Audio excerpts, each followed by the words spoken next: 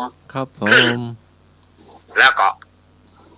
ขอสวัสดีโยมพี่พิสมัยสุริโยดรท่านหัวหน้าธรรมะคลายเครียดก็ขอให้หายโวยเนอร์ด้วยความเป็นห่วงเป็นใยจากอ่าผู้ร่วมรายการทุกท่านขอส่งกำลังใจให้โยมพี่พิสมัยหายจากโรคภัยไข้เจ็บโวยเนอร์สวัสดีลุงหนุ่ยเนอร์ครับผมครับผมพ่อนานเจสีตัวราชการครับแล้วก็สวัสดี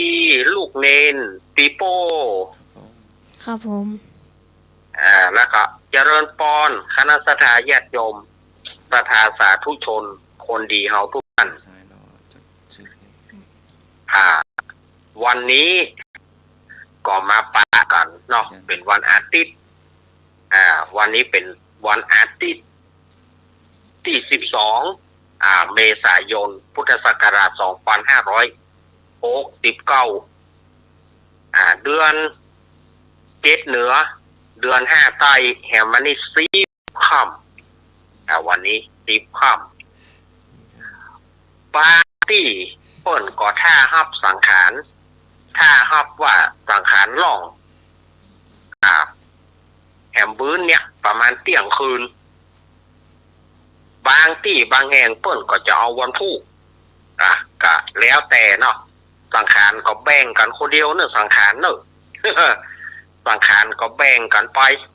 ล่องวันนี้พ่องล่องวันพุธพ่องแบ่งกันไปถ้าไปล่องด้วยกันเนี่ยจะลู่ตัวรถกันนะเมาะ สังขารจะลู่ตัวรถกันนะเมาะยุ่งน้ำมันก็แปลงไปกับคนวันเนาะ ว่าเล่นกันไปเด้อก็ก่อนที่จะ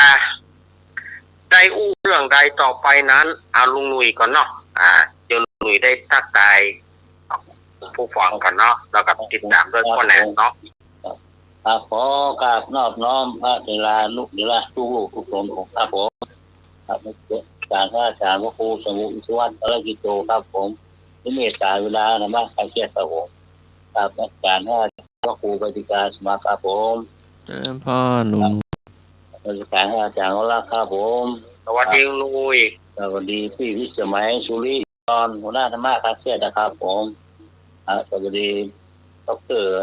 ผมว่าพ่อหนาเจสีนะครับผมสวัสดีครับลุงหนุ่ยครับว่าธรรมะคลายเครียดทุกท่านทุกคนนะครับผมดีครับครับผมกับเติมความรู้ยิ่งเติมเพิ่มความสุขอย่าเติมทุกข์เพราะยิ่งเติมเพิ่มปัญหาเติมเงินทองยิ่งเติมเพิ่มทรัพย์มาเติมก้าวหน้ายิ่งเติมเพิ่มรุ่งเรืองเติมมิตรดียิ่งเติมเพิ่มอบอุ่นเติมต่อบุญยิ่งเติมเพิ่มต่อเนื่องเติมขยันมันเติมเพิ่มเนืองเติมแต่เรื่องดีๆมีหลักการเติมความรักเพื่อครอบครัวยิ่งทั่วท้นเติมกุศลศีลธรรมนำสืบสานเติมความสามัคคีที่ทำงานเติมเชี่ยวชาญเชิงประจักษ์ลักสำคัญเติมสิ่งใดไตร่ตรองมองทั่วทิศเติมชีวิตเจริญรุ่งมุ่งสร้างสรรค์เติมปัญญายุคสมัยเพื่อรู้ทันเติมไฟฝันได้คนดีสี่โลกากับ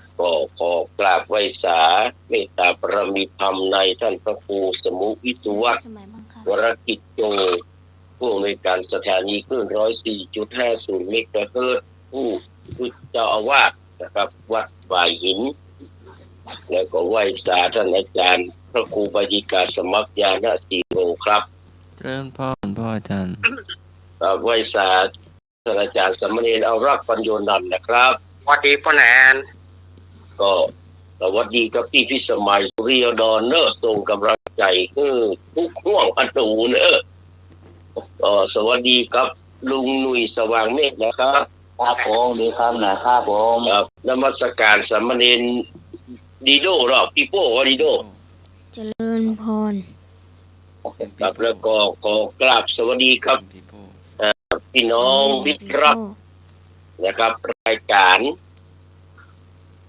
ว่าธรรมะคลายเครียดทุกคนทุกท่านครับที่ฟังรายการอยู่ครับเพื่อเป็นการเสียเวลาท่านอาจารย์พระครูใบดีกาสมัครยานติโรจะได้ดำเนินการเป็นปกติเป็นลำดับต่อไปครับนิมนต์ครับเอาละก็ต่อไปกับท่านอาจารย์สมัครจะมีไอ้อย่างนอกที่จะเห็นทักทายด้วย จะเปิดเพลงเลยอะ ก็ให้เห็นทักทาย อ๋อ ครับ แต่มันนี่จะมันนี่ ขอกราบพระเจ้าขอกราบพระพุทธเจ้า ขอกราบพระพ่อเจ้าว่า ขอกราบหลวงพ่อเจ้าวาด พระครู สมุวิสิทธิ์ สมุวิสุวัตวรกิจโจ กราบหลวงพ่อก ราบหลวงพ่อ พระครูสมัคร พระครูสมัคร ขอกราบหลวงพ่อเนน ขอกราบหลวงพ่อเนน เอาละ อาจารย์เอาละ ครับผม เจริญพรพ่ออาจารย์ดร เจริญพรพ่ออาจารย์ด็อกเตอร์ เจ็ดสี เจ็ด กราบน สี มัสการครับ หลวงพ่อหน่อย หลวงพ่อหน่อย ครับอาจารย์ครับผม เจริญพรแม่ไหม เจริญพรไหม เอา ท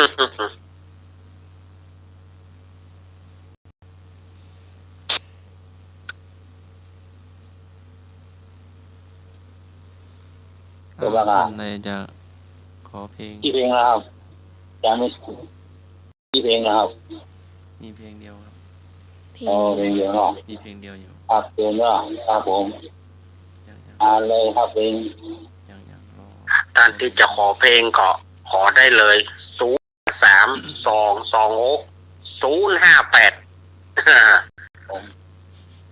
ขอเพลงยังได้ละหนึ่งเพลงละยังต้องสมัยคนโบ เขียนชื่อเพลง มาละ คนร้องแล้วก็ผู้ขอ ครับผมก็ยาวมาแล้วอ่ะ เจริญพรนิ่งๆตรงนี้ สวัสดีไอ้เอก สุดเลย สวัสดีท่านพิสมัยชื่อรถจรขอให้หายป่วยนะครับสวัสดีทุกท่านสว่างเมฆครับผม ครับผมเด็กครับเด็กครับผม สวัสดีพี่นางอิสมเจ็ดสีครับผม ครับสวัสดีครับเอกครับ แล้วก็สวัสดีพี่ฝนปลาเต้าพี่ฝนกบลเสกางวันนี้ขอฟังเพลงอำวงสาวมันแท้ครับผม สาว เอา สาวเมืองแต่ สาวบ้านแต้ รำวงสาวบ้านแต้ของศูนย์ธราพร เอา สาวบ้านแต้สุนทรธร ครับ อย่างทุกสาย สาวบ้านแต้ ครับผม สวัสดีครับผม ครับ วันนี้ไอ้เอกเนอร์อัตโตจังหวะภาคมาแล้วเนอร์ สุนทรธรผู้ร้ เอา อง มา สุ ก่อน นทรธ เปิด ร มาก่อนแล้ว เราเปิดละสุนทร มาแถมสายต่อไป ครับผม ขอทาน ราชการพระสงฆ์องค์เองทุกรูปทุกองค์ก็สวัสดีทีมธรรมะไทยเขตทุกท่านทุกคนนะครับผม สวัสดีอัน ครับอันนี้เอาเองรำวงดาวพระศุกร์นะครับ ไอ ผม เอกบวช ลำวงดาวพระศุกร์อันนี้ก็ศูนย์ธราพรเหมือนกันเนาะ ศูนย์ทรพรเหมือนกันนะครับ ครับ แถวที่สองเราวงดาวพระศุกร์แถวที่สอง ลำวงสาวแม่ เราวงดาวพระศุกร์พง มาละโอ้ศูนย์ธราพรเอามาแถม สุนทราธร วันนี้สุนทราพรมาเพียบจ้ะ อันนี้ไอ ครับ พงโยมพง น่าจะเอาฟอเฟื่องฟ้าแห่งเพลงหนึ่งเจ้า พอ ครับเพลงอย่างไร ฟอเฟื่องฟ้า อะไรนะเพลงอ่ะ เพลงฟอเฟื่องฟ้า ซอเฟื่องฟ้า เจ้า สุนทราพรเจ้า ซอเฟื่องฟ้า ฟอ ศูนย์อันนี้กับศูนย์ธราพรเหมือน พ กั อน เสื่องฟ้า เจ้าฟอเฟื่องฟ้า ฟอเฟื่องฟ้า ฟอฟัน ฟลอฟลอลอลอลอ ฟรออ๋อ พอพื้นเวทีที่เต้นเนี่ยเพื่อแปร ฟรอเฟื่องฟ้า ฟอฟอฟัน อ่ะ ส ฟรอ ระไม่โท ฟรอเฟื่องฟ้าอ๋อศูนย์ธราพร คือไม่ แหมละ ออ่าง โต ไม่โท ศูนย์ธราพรคิดกัน เฟืองไม่อีกเฟืองเฟืองเขาเฟืองฟ้าฟอฟันตลา ไปคิดเพลงละ สุนทราธร ได้ หนึ่ สี่ งสองสามสี่เพลงเพลง แค่ผมว่า ประหยัด อ๋ออัน อันนี้ สี่ถึงหกนะครับ เมบง เออ เมบ ครับ งเจริญพรเมบง เจ้ากราบไหว้สาง ง พระครูสมุทรวิศวัตรรักกิจโจผู้อำนวยการสถานีคลื่น104.50 เม ไอ้ กะ พ เฮิ ง รตซ์ ไอ้พง เจ้าวาดวัดสหินเจ้ากราบไหว้สาพระครูบดิกาสมัครยานสิโรเจ้ารองเจ้าวาดวัดสหินเจ้า เจริญพร เจ้ากราบไหว้สาพระอาจารย์เนรรักเจ้า เมพรเขียนไว้เลย เจ้าสวัสดีพี่นันทศรีเจ้า ครับสวัสดีครับ เจ้าสวัสดีน้องใหม่เจ้า เป็นกำลังใจให้ไปๆนะ เจ้า จ้าสวัสดีลุงเนยเจ้า ครับผมดีครับผมครับ เจ้ากลับมาสารลูกเป็นปิโป้ดีโดเจ้า เจริญพร เจ้าสวัสดีธรรมะขายเกลียทุกท่านเจ้า อันนี้พี่พรจะเอานิทานเสร็จแล้วจะเอาดอกตะล่อมเจ้า นิทัศน์ ดอกตะล่อม ล่มเหี่ยวอ่ะ ดอกตะล่อมเหี่ยว ล่อม ครับชื่อเพลงดอกตะล่อมเหี่ยว นี่ท่านรองสี ดอกตะล่อม ครับ ผู้ร้องนิทัศน์ละอองศรี ดอก นิทัศน์ละอองศรีนิทัศน์ละอองศรีเจริญพร วันนี้ขอฟังเพลงหน่อยค่ะ นิทัศน์ละอองศรี เพลงปีใหม่เมือง เพลงหยัง ปีใหม่เมือง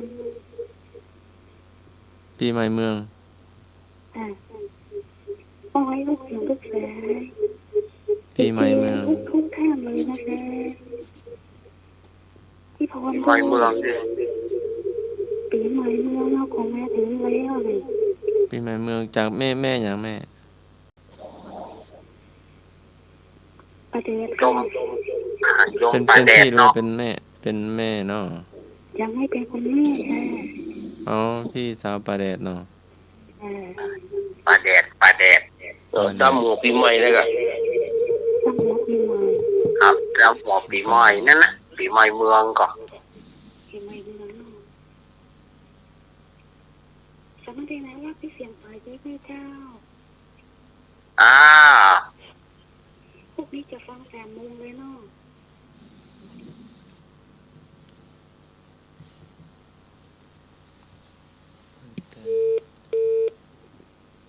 อาจารย์สามนิรักษ์ไอ้สามเชนแค่อาจารย์สมัครหมดเลยครับ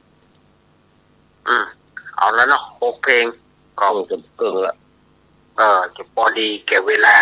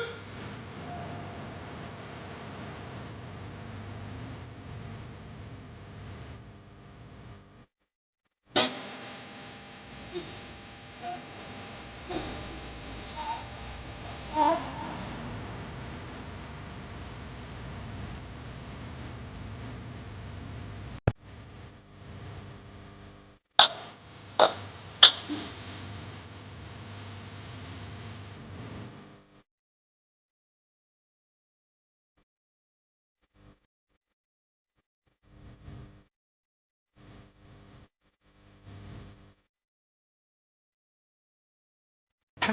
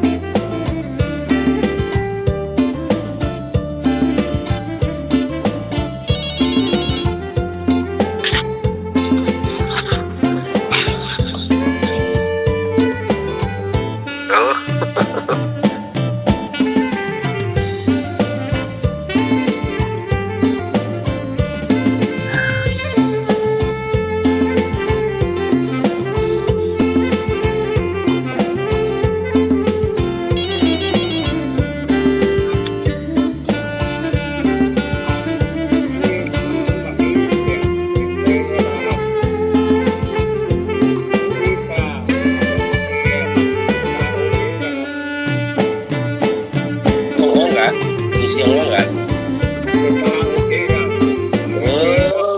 นี่ก็แบงเป็นแบงนี่เนาะ มันบอกมีเสียงฮ้อง เขาผมได้ฟังเนี่ย แน่กะ เขาผมมองเหมือนได้เขาอาจารย์เปิดไม่แล้ว ลอง แต่ไม่ได้ปีเสียงนะ ไปลองที่ว่าอะไร ฮะห้องเสียงห้องมาประกันละโอ้ประตูแห่เลยผสมทรัพย์สีสุดาแล้วตะวันจะประกันกะ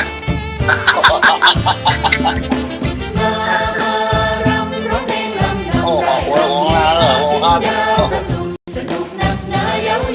เดี๋ยวประตูเนี่ย เนี่ยเรายาวพระสุก โอ้ยเปิดไม่ได้เพียงแต่มันแต่เนี่ยก็มันมี เราเปิดเอากันแต่เนี่ย มีแต่โรตี เอาผมเลย เปิดให้ผมมันผมอ่ะ เอาผมรู้จักกับ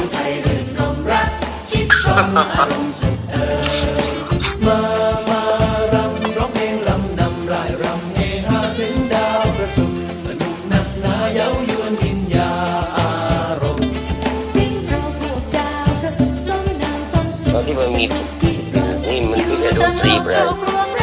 ทุกคนในประจักษ์ความไมตรี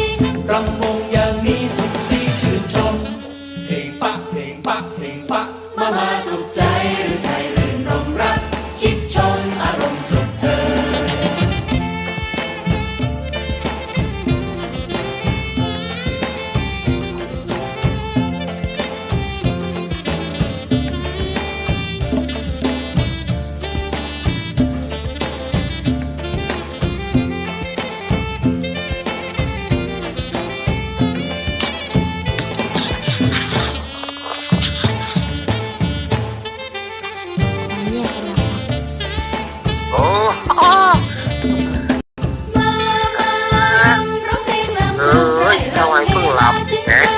จะดูสังขารหลอกแล้วโอ้ดีถึงหมดแล้ว เดี๋ยวคนดูสังขารหลอกก็มาได้หอนแล้วสังขารจะแคบขยะกายแล้วมาหอนแล้วสุขสีชื่นชมเพลงปะเพลงปะเพลงปะมาสุขใจหรือไทยรื่นรมรักชิดชมอารมณ์สุขมารำร้องเพลงรำนำร่ายรำเฮฮาถึงดาวประสุขสนุกนักหนาเย้ายวนวิญญาอารมณ์ที่เราปวดดาวประสุขสมนามสมสุขสนุกพิรมอยู่ทั้งโลกโชครวมรักทุกคนและพระจักรฝากไมตรีรำวงอย่างนี้สุขสีชื่นชมเพลงปะเพลงปะเพลงปะมาสุขใจหรือไทยรื่นรมรักชิดชมอารมณ์สุข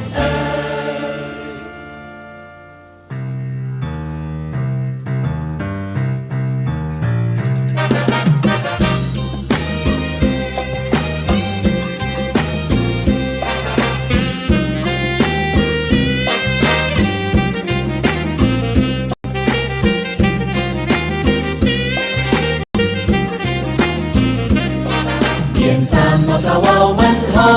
งยุงทองมันมามองไหววอนจากไปสวีวีวีจากไปสวีวีวีถ้าบุญเฮามีคงจะได้เจอกันถ้าบุญเฮามีคงจะได้เจอกัน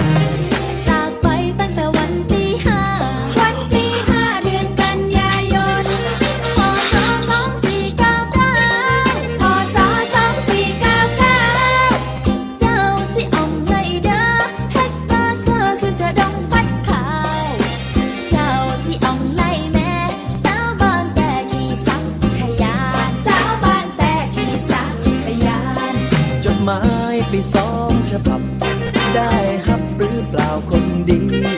จากไปสวีวีวีจากไปสวีวีวี ถ้าบุญฉันมีคงจะได้เชยชม ถ้าบุญฉันมีคงจะได้ชมเช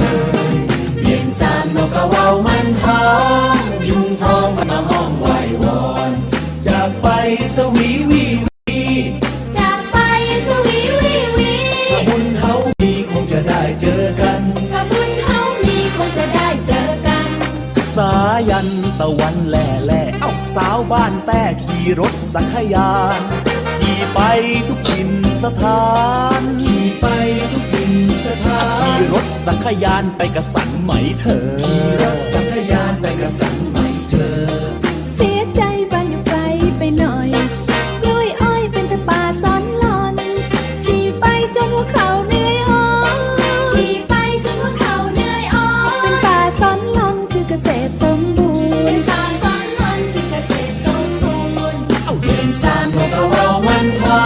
งยุงทองมันมาห้องไหววอนจากไปสวีวีวีจากไป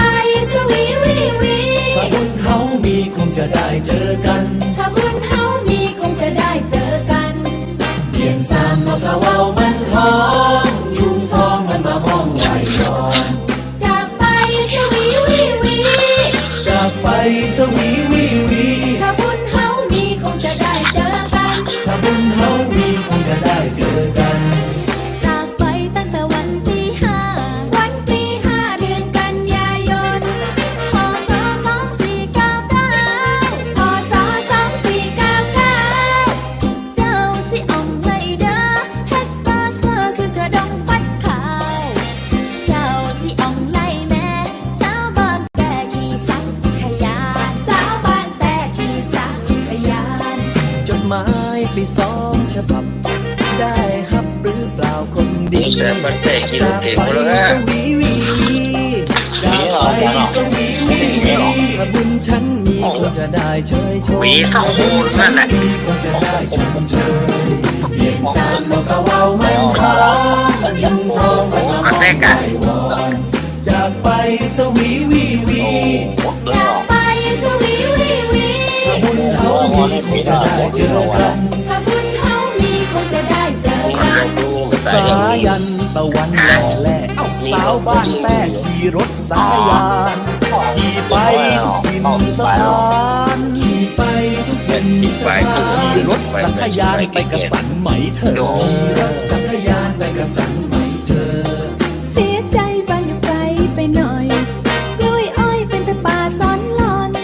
ขี่ไปจนหัวเข่าเหนื่อยอ่อนขี่ไปจนหัวเข่าเหนื่อยอ่อนเป็นป่าซ้อนลอนคือเกษตรสมบูรณ์เป็นป่าซ้อนลอนคือเกษตรสมบูรณ์เอาเดินสามนกกระเว้ามันทอ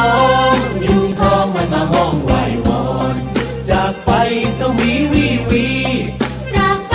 สวีวีวีถ้าบุญเฮามีคงจะได้เจอกันถ้าบุญเฮามีคงจะได้เจอกันเอาเดินสามนกกระเว้ามันทองยุงทองมันมาห้องไหววอนจากไปสวีวีวีจากไปสวีวีวีถ้าบุญเฮามีคงจะได้เจอกันถ้าบุญเฮามีคงจะได้เจอกั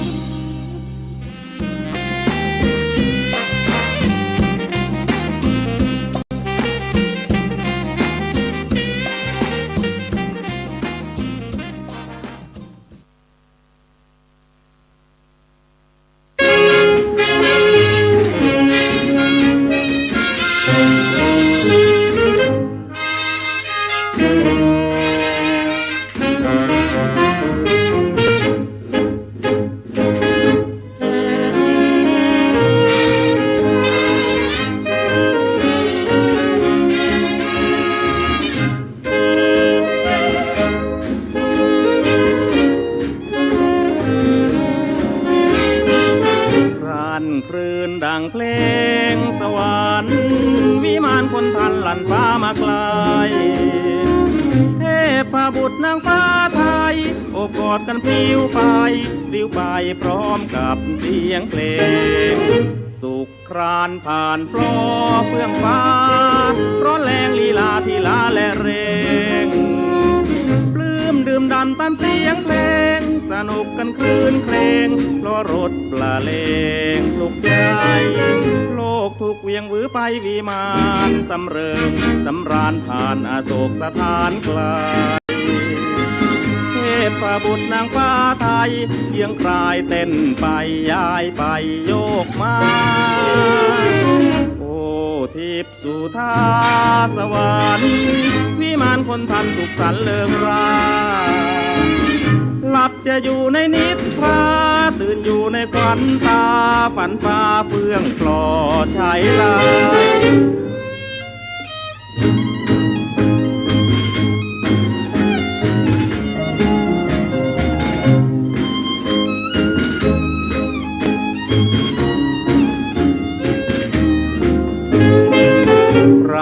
คลื่นดังเพล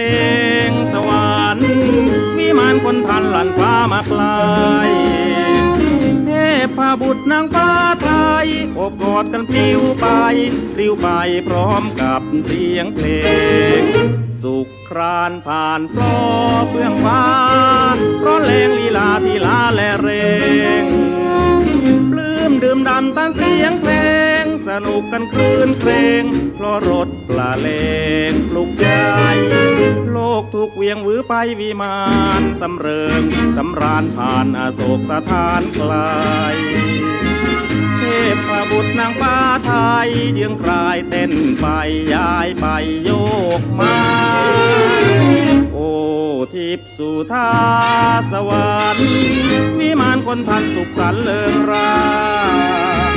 หลับจะอยู่ในนิทราตื่นอยู่ในควันตาฝันฟ้าเฟื่องปลอใช้ลาย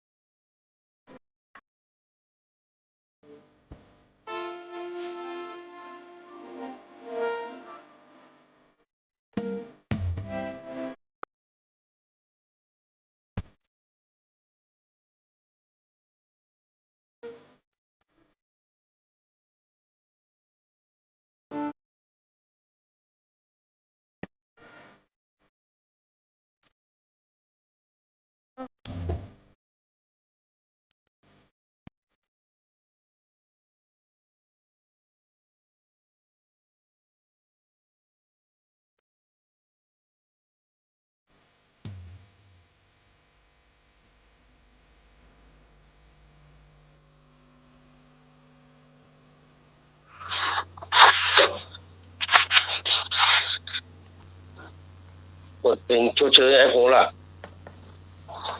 เพลงหยัง ภาษาบ้านแต่เลยแค่มันมี อ๋อเปิด มัน ให้แล้ว มีเนี่ย จะเปิดให้แล้ว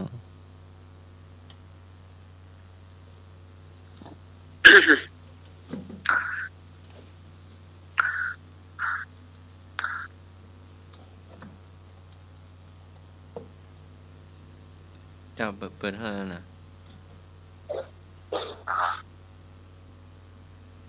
เปิดแล้วเนาะ จะเปิด อันนี้เปิดแล้วเนาะ จะ ครับเปิดไปตะกี้เนี่ย อ๋อ ภาษาบ้านแต่ที่จริงความจริงแล้วมันเป็นบ้านแต่มันเป็นบ้านหนองแต่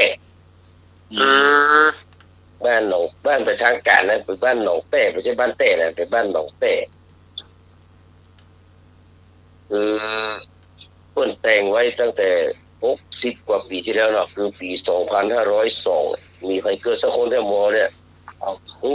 งเกิดแล้วกันลุง24ตั้งแต่ครับ คนหนึ่งละ อยู่ชั้นป .1 แล้วเนาะ2502นี่เนาะ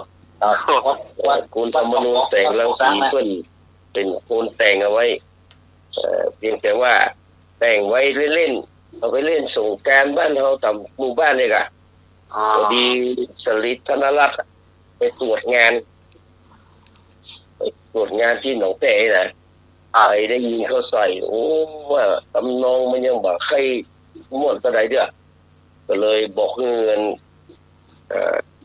กูเพื่อศูนย์ทอแสนนว่าเอามาปรับทำนองไว้แล้วเนื้อละดีแล้ว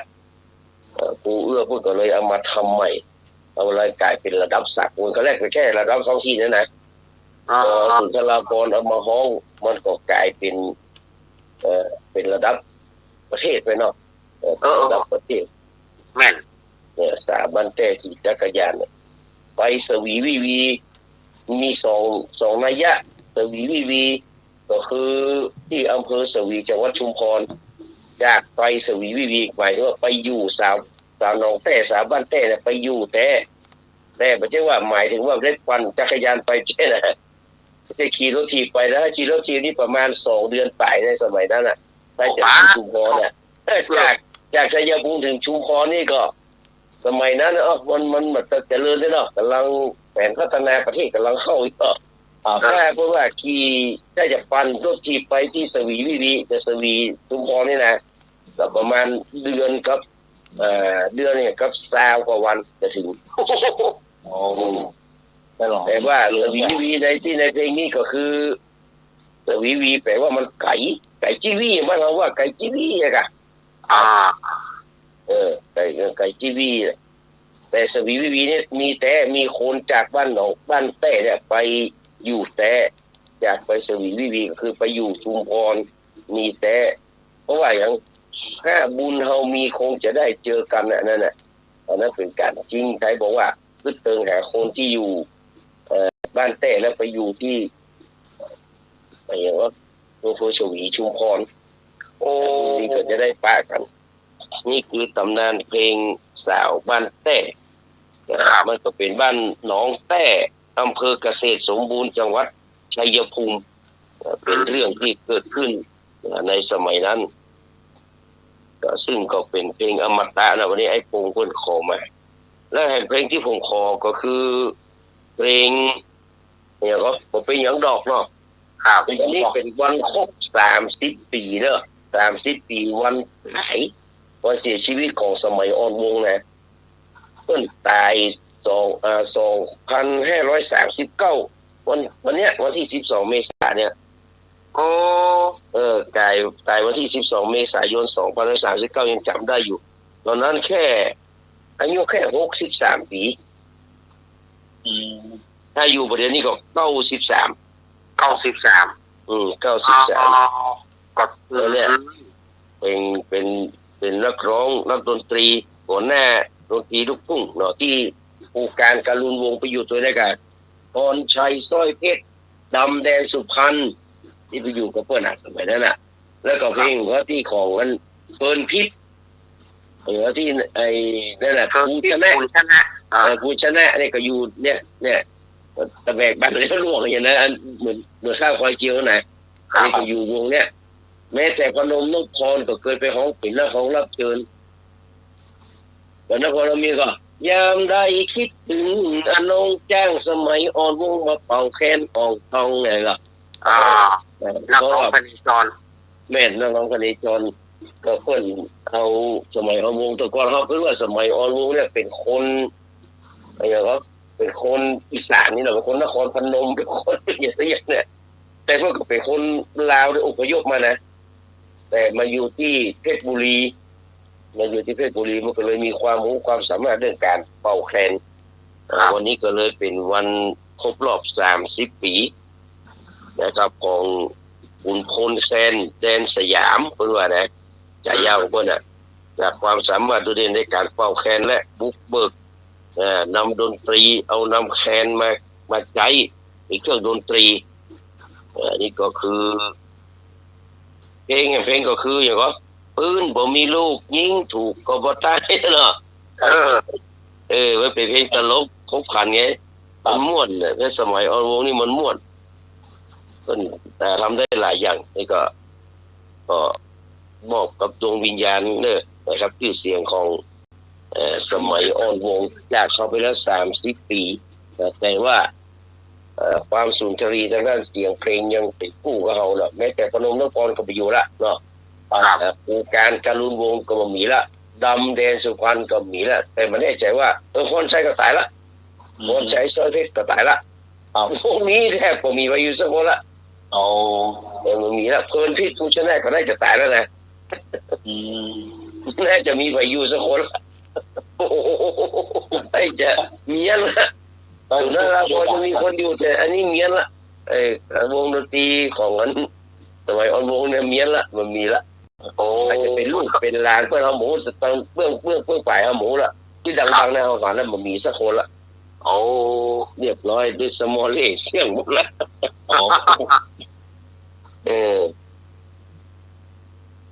แล้วก็ช่วงปีใหม่นี้เนาะว่า3 ดูกับ5 ดอนเพื่อนว่านะ3 ดูกับ5 ดอนเรามาดูเนอะช่วงสงกรานต์นี่นะวันนี้ก็จะถามคำถามสักหน่อยเดียวพอละ3 ดู 5 ดอนมีอย่างพวกเนอะช่วงโตเนี่ยเป็นคำเตือนภัยและข้อควรระวังในช่วงเทศกาลสงกรานต์หรือว่าปีใหม่เมืองเราเนี่ย2569เพิ่นว่า1ลักปฏิบัติ3 ดู3 ดูก็คือสิ่งที่ควรทำเนาะ3 อย่าง5 ดอนก็คือสิ่งที่บ่ควรทำ5 อย่างมาดู3 ดูอย่างพ่อ1เล่นน้ำโดยเคารพเนี่ยคือความยินยอม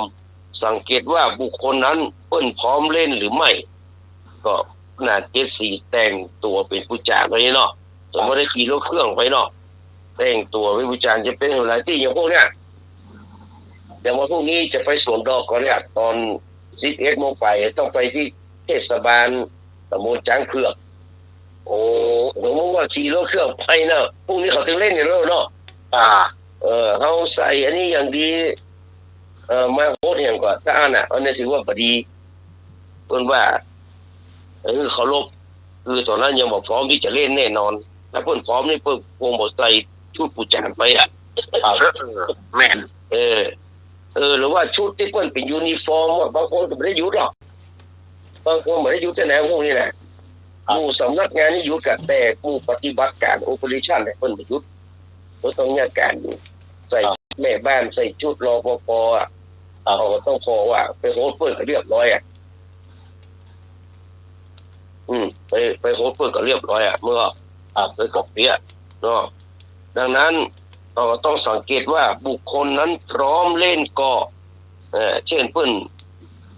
ผสวมชุดทำงานหรือว่าถืออุปกรณ์อิเล็กทรอนิกส์เนี่ยถ้าเพิ่นมีเฮาก็ควรจะต้องเว้นไปและก็ต่อมาก็คือดูเนาะแลความปลอดภัยของทรัพย์สินใจกระเป๋าที่กันน้ำได้มิดชิดบ่ห้อยคอเพื่อป้องกันการกระชากทรัพย์ก็คือไปห้อยคอเนาะซ่อนแหนไว้ที่ดีๆเนาะแล้วก็ใช้รถใช้ถนนอย่างมีจิตสำนึกเป็นว่าไงใช้รถใช้ถนน อย่างมีจิตสำนึกจะไปขี่ตัวเจียวไก่ไปไก่มาขี่ด้วยความประมาทอย่างตะกี้หันข่าวเนาะที่รถอย่างรถ1800เบรกแตกตายกันเป็นเบื่อเอาโหโจนกันเป็นรถที่มันรอไฟแดงรถ18เบรกแตกโจนกัน5-6กันตายไป3-4คนเจ็บนี่ขนาดมาถึงปีใหม่แต่เท่านั้นเนี่ยเพราะฉะนั้นเราจะต้องตรวจสอบความพร้อมของรถและก็คนขับโดยเฉพาะคนที่เดินทางไกลสมมติอย่างพี่จากกรุงเทพมาเนาะมันต้องตรวจสอบสภาพรถยางรถอย่างแล้วก็แม้แต่คนที่จะขับมาเนี่ยจะต้องพักผ่อนให้เพียงพอเนี่ย3อย่างนี้ควรจะทำดูเรียบร้อยแล้วก็มี5 ดอนหรือว่า5 ดอนเนี่ยก็คือสิ่งที่บอกควรทำ5 อย่างก็คือ1ระวังการเล่นน้ำที่ไปละเมิดสิทธิคนอื่นอย่างที่ท่านอาจารย์นิรักษ์ว่าเนี่ยอย่างว่าลูกหน้าปะแป้งนี่กะสาดน้ำกันแหงนี่เนาะปะแป้งหน้าตาเนี่ยมันบัถูกแล้วไม่เป็นละเมิดสิทธิคนอื่นป่ะนะแต่ก่อนมันจะว่าเขามาให้เขาก็เคยเนี่ยนะเอาเห็บบอลพุ่งใส่พุ่งเอาเห็บบอลพุ่งใส่เนี่ยเขาอันนี้สารภาพว่าเคยเอาบอลใส่ตัวละอันตะก้อนแบนละมันตึงมันตึงหายเขาตึงยกเนี่ยอย่างที่2ก็คือการดื่มเครื่องดื่มแอลกอฮอล์เนาะในที่สาธารณะและการแต่งกายบ่สุภาพซึ่งอาจมีโทษตามกฎหมายนี่แต่งตัววบแวมหรือว่าเป็นชุดวันเกิดไปเลยหรือว่าเหลือก็ทูพีกอย่างเงี้ยเนาะมันทำลายประเพณีวัฒนธรรมตัวแล้วก็ผิดกฎหมายใช่เนาะอนาจารเนาะในที่สาธารณะเนาะนี่ก็ระวังให้ดีเพราะว่าเวลากินเข้าไปแล้วนี่1ปลอดภัยเรื่องการขับรถขับราแล้ว2ไปมันพอน้ำเมามันขึ้นมาแล้วมันถอดหมดแล้วหรอกเนาะถ้าปัจจัยถอดก็เพราะว่าถ้าไม่ยิงถอดแล้วมันยุ่งแล้วนะเนาะนี่ก็3ภัยสุขภาพและอากาศเนี่ยระวังอากาศร้อนจัดอากาศฮีทสโตรกเป็นว่า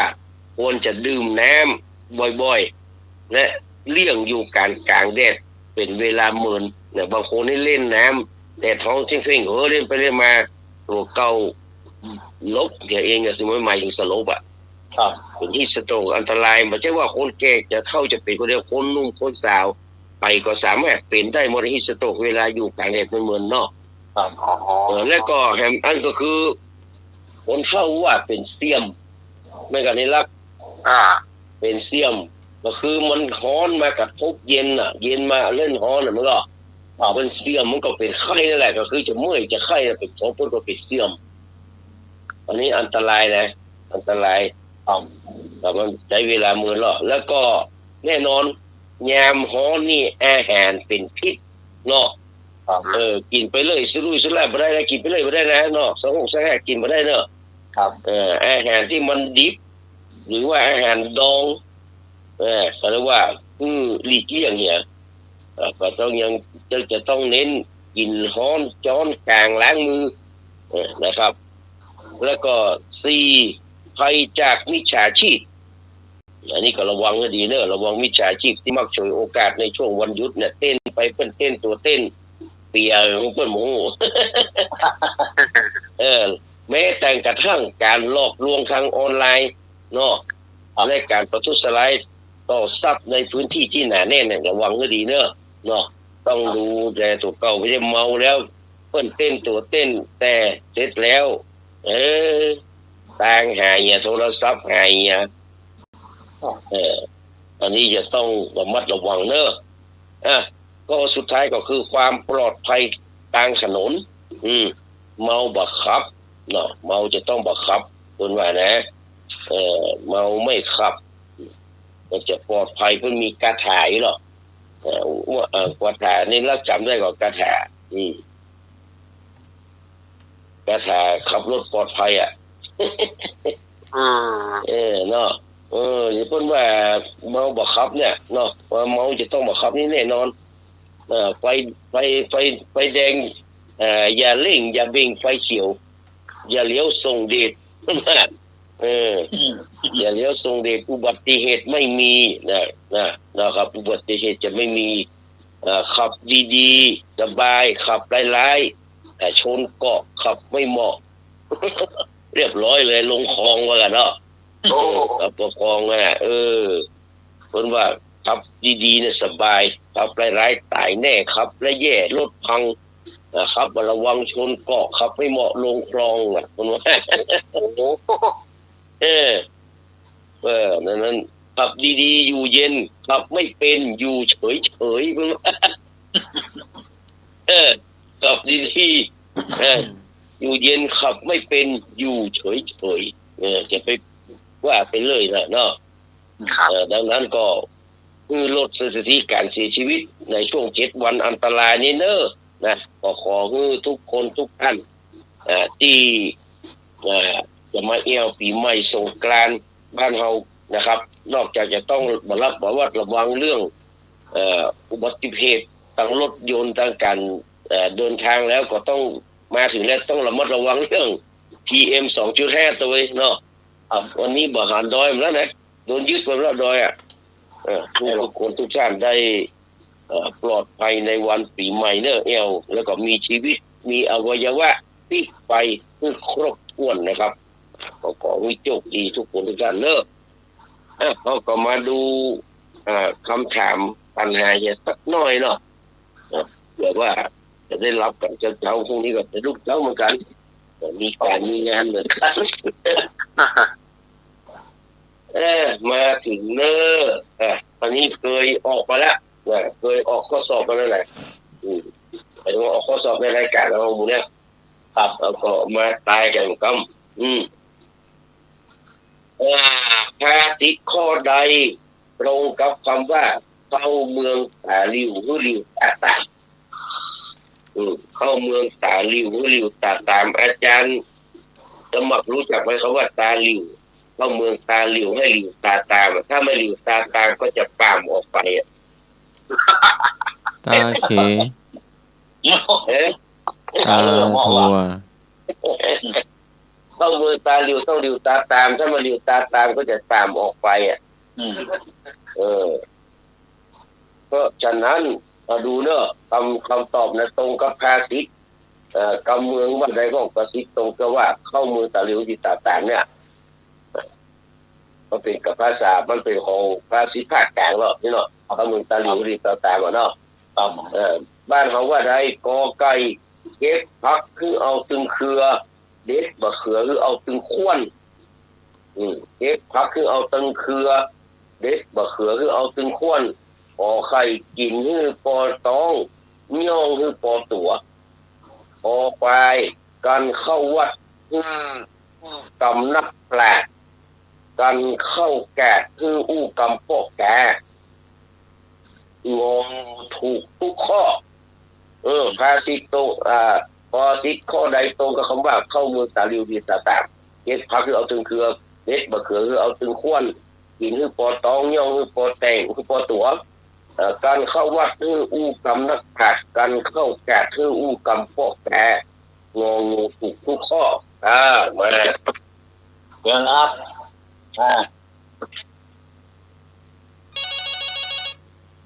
เลยครับครับผมครับเอาต้องงงครับ งงเนาะครับ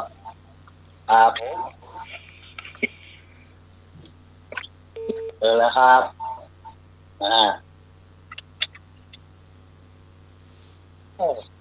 ความหมายลึกเลยนี่นะ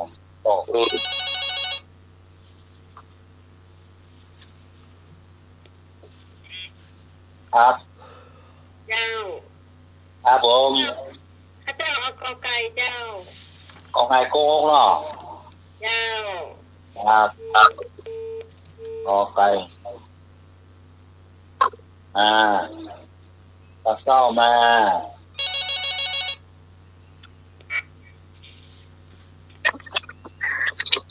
เป็นทางก จ้ะพี่ก็น้ำข้าวขอไข่จ้ะ ขอใครเนาะครับ ถูกแล้วจ้ะ ครับขอไข่ก็ไก่ต้องบ้านนี้เลยครับ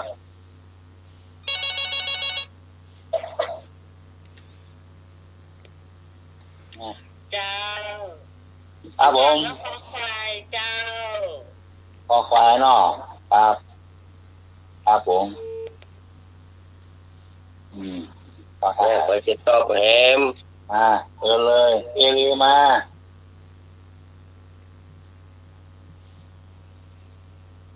อยู่บ้านฝุ่นเนี่ยสัญญาตรงนี้เนาะ เหมือนก็คล้ายๆกับว่า เข้าบ้านใดอยู่บ้านใดเอาไฟบ้านนั้นเนี่ยเนาะแต่แบบนั้นโอ้ปีสอนใจเรื่องอะไรครับ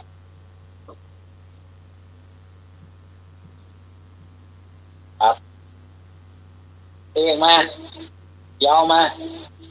อยู่บ้านเรายาวเองไดอยู่ยังไงแล้วยังไง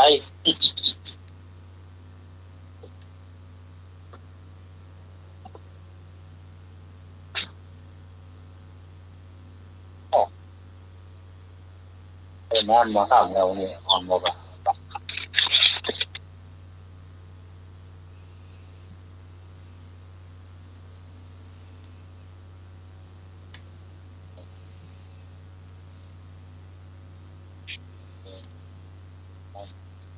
ปืน ถ้ามีมันก็ถ้าไม่มีก็จะเฉลยเนาะ ครับ เฉลยคือข้อคอควายถูกต้อง ครับ คือเวลาไปที่ไหนเอาไฟที่ห้านั่นแหละก็คือหมายความอู้วัดจะเข้าวัดจะไปอู้ เรื่องอื่นก็ได้เนาะต้องอู้กำนักแปดกับไปหาทุกเจ้าเนาะไปแห่ไปเจอกับไปแปะทุกแจนนี่เนาะไปแปะคนนั้นคนนี้ไปอู้เรื่องไปได้เนาะ ครับ แล้วก็การเข้าแก่ก็คืออู้กำพวกแก่พวกแก่อย่างเงี้ยว่าได้ต้องอันเนาะไปต่อไปลองไปดูน้ำเอิงนี่เนาะส่วนข้อนึงก็ใกล้เคียงนะก็นึงก็ว่าเก็บพักคือเอาตึงเครือเก็บมะเขือเอาตึงก้อนหมายถึงว่าเวลาเราไปอยู่ที่ไหนก็คล้ายๆเนี่ยต่อไปเนี่ยต่อไปเนี่ยเดี๋ยวกันส่วนยินที่ปอต้องเยอะก็คือวิธีการประมาณนี้เนาะครับต่อไปก็ต่อเนื่องเนาะนะเลิกมีเลิกไม้ดอกนี่เลิกมีเลิกไม้ดอกก็คือรักฉันก็ต้องรักแม่ของฉันด้วยมันเป็นสำนวนนะเนาะตรงกับภาษีกำเมืองเขาข้อใดเลิกมีเลิกไม้ดอกตรงกับภาษีกำเมืองข้อใดพอไก่เก็บพักคือเอาตึงเครือเด็ดมะเขือคือเอาตึงขวัญพอไก่ไม้ต้นเดียวบอกเป็นกอพอต้นเดียวบอกเป็นเหล้าพอควายตูกน้อยไผว่ามีผีเนี่ยคนงามคนดีไผว่าบ่มีเจ้าของก็ตูกน้อยไผว่าบ่มีผีคนงามคนดีไผว่าบ่มีเจ้าของงองูผิดหมดเลิกมีเลิกไม้ดอกรักฉันก็ต้องรักแม่ฉันด้วยประมาณนี้แต่ตรงกับภาษีกำเมืองข้อใดเก็บพักคือเอาตึงเครือเด็ดมะเขือคือเอาตึงขวัญไม้ต้นเดียวบอกเป็นปอต้นเดียวบอกเป็นเหล้าตูกน้อยไผว่าบ่มีผีคนงามคนดีไผว่าบ่มีเจ้าของงองูผิดหมดอ้าวแม่นจะเป็นอะไรกันเมาพวกเราจะเป็นอะไรกันเมาพวกน้องพวกจะเป็นอะไรครับเอามาเลยไม่มีข้อแม่เนาะ053226058มาครับขอต้นเดียวเราครับหมายถึงงั้นไม่ต้นเดียวว่าเป็นกอปอต้นเดียวว่าเป็นเหล้าไว้เนาะนี่คงเนาะพวกนี้จะตอบอย่างก็มาเลยเอาตุบน้อยมีผีอยากแต่ว่าผมว่ามีผี053226058มาเลย มา มาเลย มา มาเลย มา มาเลย มา มาเลย มา มาเลย มา มาเลย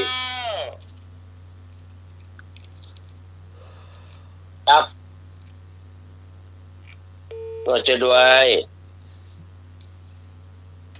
แม่พรเอากอไก่ แล้ว ก็ไก่อ่ะก็ไก่เนาะ คอควายจ้ะ ก้อนเนี่ย เอาข้อคอควายจ้ะ อ๋อก้อนคอควายคอควายแม่ก้อนมาละงานไม่หลวงประโบมาไม่หลวงมาแต่กี้แล้วเหรอมันใจกันแต่กี้เหรอ แม่ครูยาฟังอยู่ก็เอานี่ได้เนอะแม่ครูยาหรือว่าคนอื่นๆฟังก็เอามาแสดงความคิดเห็นได้เนอะ เอาข้อคอควายกับลันตอประเดี๋ยวนี้ เอาครับ เจ้าเอาข้อ ค ค รับ วาย ก็ไก่เนาะ คอควายเนาะ อ๋อแต่เปิ้นยืนยันมาละแต่กี้บ่จ่ายไม่ใช่เนาะ แต่กี้บ่จ่าย ต่อไปก็เฉลยเนาะ ครับ เลิกไปแล้วก็คือข้อกอไก่นี่แหละเก็บพักนึงเอาตึงเครือเด็ดบะเขือเอาตึงข้อก็หมายถึงว่า เอาลูกเปิ้นมาเป็นผัวเป็นเมียมันก็ต้องฮักพ่อฮักแม่ฮักครอบครัวบนตัวญาติพี่น้องบนตัวอะไรกันบางคนนี่มันอยู่กับสองคนมันไปอยู่ได้ยังเนาะแต่ว่ามันมีมนุษยสัมพันธ์นั้นเรียบร้อยกันฉะนั้นก็คือเลิกไม่ดอกเนาะมันเป็นสำนวนนะแล้วก็ข้อต่อไปอันนี้เอาข้อต่อไป put the right man in the right job put the right man in the right job วันนี้อาจารย์เชนยศนันท์เพิ่นตั้งคณะกรรมการที่ปรึกษาคณะทำงานนะก็เอาคนเก่งที่มีความรู้ความสามารถมาทำงานนี่เรียกว่ามันตรงปก put the right man put the right man in the right job หมายถึงว่าเลือกคนอย่างไรให้เหมาะกับงานนะเลือกคนอย่างไรให้เหมาะกับงานเลือกคนให้เหมาะกับงานตรงกับภาษีกำเมืองข้อใด put the right man in the right job เนี่ยตรงกับข้อใดกอไก่มดแง่มักมันหมูศัตรูมักกล่าวโต้ขอไข่พบก็บ่ฮือเกียดก็บ่ฮือตายพบบ่ฮือเกียดบ่ฮือตายคอควายของจักเสียฮือรีหีบใจของจักได้ฮือหีบเอาของจักเสียฮือหีบใจของจักได้ฮือหีบเอางองูตอกสั้นฮือมัดที่กิ่วสิวสั้นฮือมัดฮือสิวไม้บางศอกสั้นตอกสั้นฮือมัดที่กิ่วสิวสั้นฮือสิวไม้บางเอาพูดถึงแม่ที่ไรชอบเนี่ยเอาละแม่ตอบกันเข้ามาเลยญาติโยมมาแล้วงองูแล้วเปล่าครับผมครับพอหลวงพงจะเอางองูตาใสมากมาก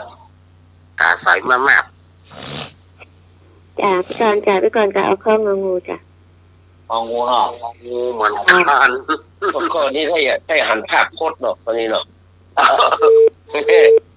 ข้อนี้ให้หันภาพชัดเจนเนาะเอาแม่แถม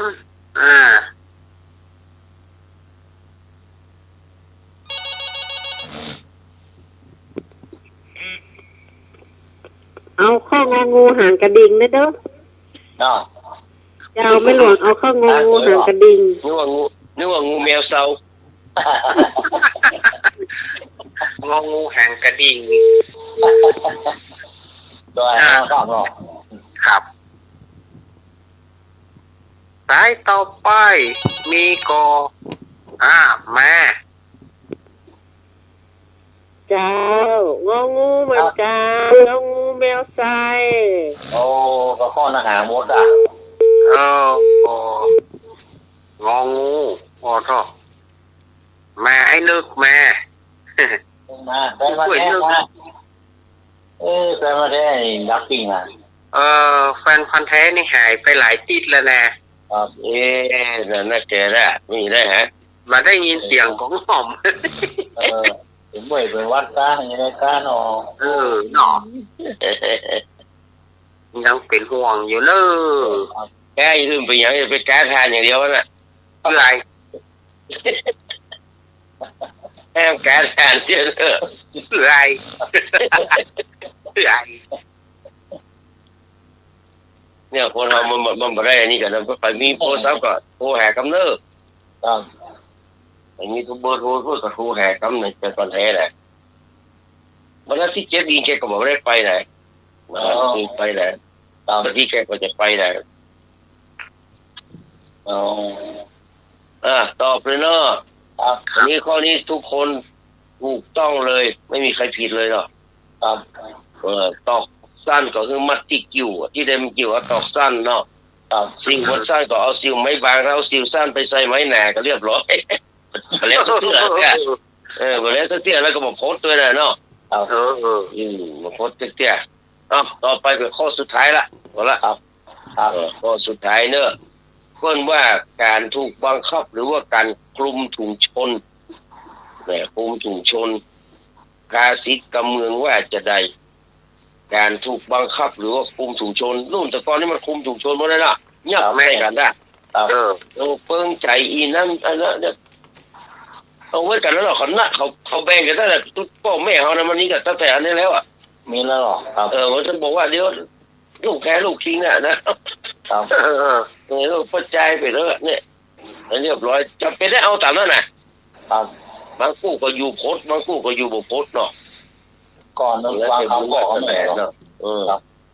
เพราะนั้นการคุมถุงชนหรือว่าการบังคับภาษีกำเมืองว่าจะใดกอไก่แมวขึ้นข้วนบ่ม่วนใจหนูขอไก่ปากหวานก้นส้มตังในขมเหมือนบะแขวงปากหวานก้นส้มตังในขมเหมือนบะแขวงโอ้ควายแก่นตามีพวกออกเอาบะกอกเขายัดแก่นตามีควบออกเอาบะกอกเขายัดงองูจี้ควายไหลตัวน้ำได้ผมใจหนูปากหวานก้นส้มตังในผมเหมือนบอกแป้ง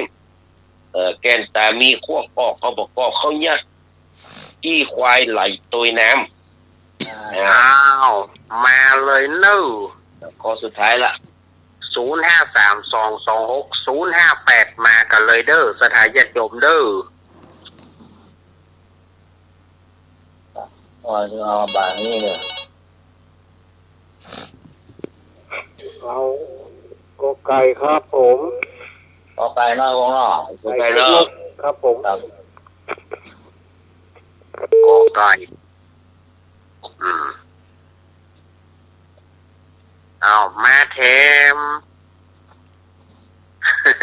เลยครับพี่กรณ์ก็ไก่ค่ะก็ไก่นอกก็ไก่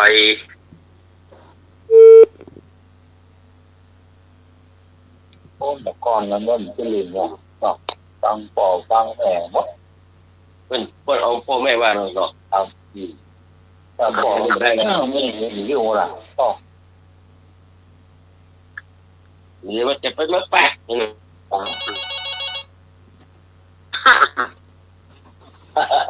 ครับผมพี่พรคอควายเจ้าควายเนาะควายเล่นแต่มีควบออกกันบอกกอกเขาหยาดก็ได้บอกเขาหยาดอันนี้หันคงจะเป็นดอกบัวได้ไหมเนาะปวดหายใจบ้างเพิ่งว่าเสือตัวพระเจ้าครับนั่นเนาะเอาอันน่ะขี้ควายไหลตัวน้ำขี้ควายไหลตัวน้ำนั่นเนาะเอาไม่เอามันละเนาะ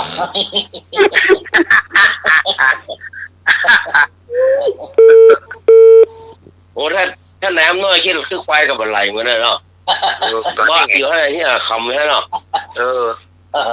ถ้าบอกห้องน้อยนะโอ้ เป็นควายตัวหลงๆนะ เป็นปืนเยอะกับไปทะเลของ ว่าเรียบร้อย เป็นปืนเยอะ บรรดาขี้ของสัตว์ทั้งหลายควายใช่เป็นที่สิ่งที่เขาบังรังเกียจที่สุดเนาะ ครับ ขี้แมวก็น่าจะขี้หมาก็น่าจังเนาะ โอ้น้อยเลย ขี้คนก็มาได้เลยเนาะขี้หมูเหม็นอยู่เนาะขี้งัวขี้ควายถือว่าดีที่สุดแล้วเนาะ ใหญ่นะมันได้โบรอได้ ได้เป็นปุยเป็นอย่างเนาะโอ้แล้วก็เป็นน้องเนี่ยส่วนยางแล้วไล่เป็นละไปเก็บขี้ควายที่เพิ่นเอาไปมัดตามกลางนี่น่ะควายเขามี4ตัวมันบ่พออ่ะเพราะฉะนั้นพอต้องไปซ่อตามที่มันที่เขาเอาไปเลี้ยงเนี่ยน่ะยี่ไปกินก็ไปไล่ปอกเอาไปใส่เอาสาป้อนะเพราะว่าสาหิ่งควายนั่นแหละเอาไปใส่มันมาแตกเฉลยก็คือข้อกอไก่แน่นอนเลยแมวขึ้นขวัญมันบ่ม่วนใจหนูอยู่บนจะดีแมวมาหนูอยู่บนขวัญจะดีแมวขึ้นไปนั่นก็เรียบร้อยอ่ะเนาะแมวขึ้นขวัญก็มาเป็นคำเปรียบเทียบเนาะครับก็พอหอมปากหอมคอเนาะได้พักผ่อนกันก็สนองนโยบายของนายกอนุทินเนี่ยหน่อยเนอะครับเอาพรมาฝากส่งท้ายขอให้รวยไม่ไหวเงินใช้มากไม่ลำบากยากจนหลุดพ้นสิ้นมีน้ำมันไหลมาเป็นอาจินมีข้าวกินมีสินทรัพย์นับพนันขอให้ปลอด PM 2.5 ของนภาสดใสใจสุขสันต์หายใจเข้าหายใจออกปลอดหมอกวันตามคำขวัญที่ว่าอย่าเชื่อแชร์ขอให้ไร้สแกมเมอร์ยามเผลอไผตำรวจไทยใจดีถึงพึ่งได้แน่ตุลาการไม่เพี้ยนเวียนผันแปรพระสงฆ์แท้นับถือได้มือไหว้เต็มมีสื่อสารมวลชนคุณภาพพร้อมซึมซาบจรรยาบรรณอันเกษมมีสวไร้สีแสนปรีเปรมสเข้มหน้าที่ข้นล้นศรัทธาครับวันนี้ก็ขอบพระคุณเด้อนะครับในเมตตาบารมีธรรมของท่านพระครูสมุวิสุวัฒน์วรกิจโตผู้ในการสถานีและเจ้าอาวาสวัดไผ่หินนะครับแล้วก็ขอบพระคุณท่านพระครูบดิกาสมัครยานะสีโลเนอร์ครับผมขอบพระคุณท่านอาจารย์สำเนียงเอารักปัญโยนันท์นะครับป้าแหนนขอบพระคุณลุงนุยระหว่างเมฆเนอร์ครับผมครับผมขอบพระคุณพี่พิษสมัยพี่ปอนพี่กรไอ้พงพี่แอลลีพี่ต้องพี่หลายๆพี่สาวปาเทศพี่อย่างสปาสเปดเนาะที่ติดตามรับฟังรายการเรื่องของมีความสุขหวานบ้านใจในช่วงปีใหม่เมืองไปไหนมาก็ขอให้ปลอดภัยไร้กังวลโรคภัยไข้เจ็บอย่าได้มาถามหาเนอะพอถึงวันที่16มาก็ถูกหวยโรยแชร์เหมือนกันทุกคนทุกท่านกราบนมัสการและกราบสวัสดีครับสวัสดีป้าแหนนสวัสดีปีใหม่เนอะป้าแหนนเนอะ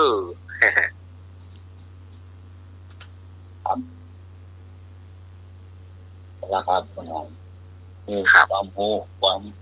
โอ้ลึกก็หายากนะครับหมอโอ้ยากนะป้นเก่งทุกด้านบอกว่าด้านของเพลงด้านของธรรมะด้านของศาสนพิธีโอ้โหเรียกว่าอย่างลุงหนุ่ยว่าอย่างก็หงายปืดจะคว่ำคือหงายเพราะว่าก็ตั้งแต่ว่าป้าแหนนเข้ามาร่วมรายการเราก็ถือได้ว่ามีสีสันขึ้นแถมนักอยู่ครับลำพังอย่างอาตมาเขาลุงนุยพี่หมายอาจารย์สมัครก็จะเอาลืมเก่านั่นนะถ้าบางทีมันไปแบบได้ก็ลืมเก่านั่นนะ วิชาเก่านะเนาะ มันก็เอาลืมเก่าลืมใหม่กันเนาะ ครับ สวัสดีครับ โอ้มาแบบเดียว มาแล้ว พ่อกันนันนุย ครับ บอกให้ช่วยบอกให้ไปก่อนกำมลมาบ้านผมด้วยนะครับ ครับผม ผมจะหอมลงทาน ครับผม จะหอมลงทาน600 บาท ครับ 600ครับบอกให้ไปก่อนกำมลมาถ้าบ้านว่างมาบ้านผมด้วยนะครับ ครับผมต้องนอนด้วยเนอะต้องรับต้องนอนด้วยนะ เป็นรายการจบนะครับ แอนเนาะ ในการก็ของการเงามันก็โลกเมื่อคืนก็ของงอกไปของงอกมาหายจับหมดอ่ะ เบิ้งพอสังขารหลอกแน่นึงเด้อ ถึง พอสังขารหลอกเด้อ มันเดือดคนลากปิดแล้วนะ แน่จ้ะ ลากล่มอ่ะลากปิดไล่จังขาน ไล่สังขารแต่เดี๋ยวจะล่องละแต่เดี๋ยวจะล่องแล้วเดี๋ยวนี้ยังมาถึง5 ทุ่มดี ติดประเด็นในเริ่มที่สะโพกกันล่มพ่องลานะ แน่จ้ะ สะโพก ไม่ม่วนนะเนาะซ่า ลากปิดนี่ละยังมาถึงเที่ยงคืนแล้วนะปีหนึ่งมีเตื้อเนาะ ครับอีหนึ่งมีเตื้อง เตื้อม่วนเหมือนกัน ครับ แม่น ครับนอกครับไปลืมบอกเพื่อนก่อนกำมลมาบ้านผมนะครับ ครับผมครับดูเฉยเนอะต้องรับเลยเนอะ ครับ ครับ ขอบคุณ เอางอควายเอางอมอแม่มาด้วยเนอะมือนา ผมจะถาม ครับ ถามประเด็นเลยบอกเขาว่าไปถึงช่วงมันเตื้อ ยังเนี่ย ไปถึงช่วงต้นนอก ครับแต่งตัวรอก่อน ครับถ้าตัวใส่น้ำมันเลี่ยมเลยผมเลี่ยมเลยแต่งตัวรอเลยเดี๋ยวมาใหม่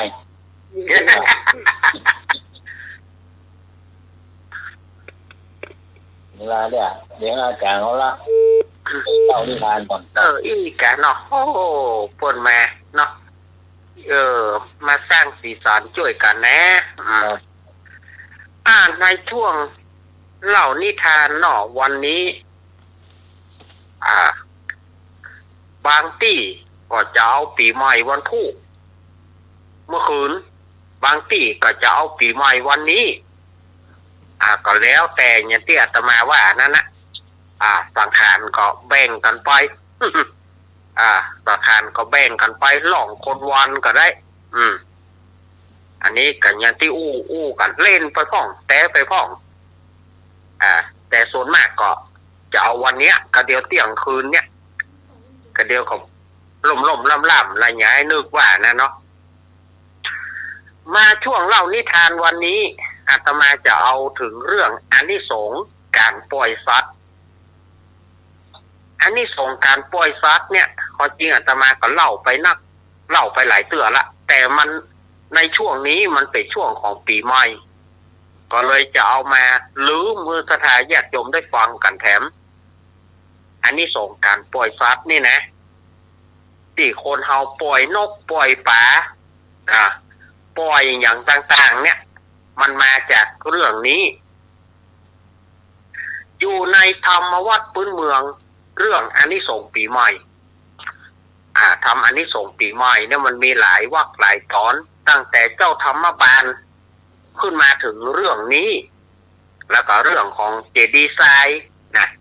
เรื่องของนางทาสีที่ได้เอาแป้งหอมผสมน้ำไปโคดไปอาบ พระพุทธรูปนี่มันมีหลายตอนวันนี้อาตมาจะเอาตอนที่ปล่อยสัตว์อันนี้ส่งการปล่อยสัตว์มี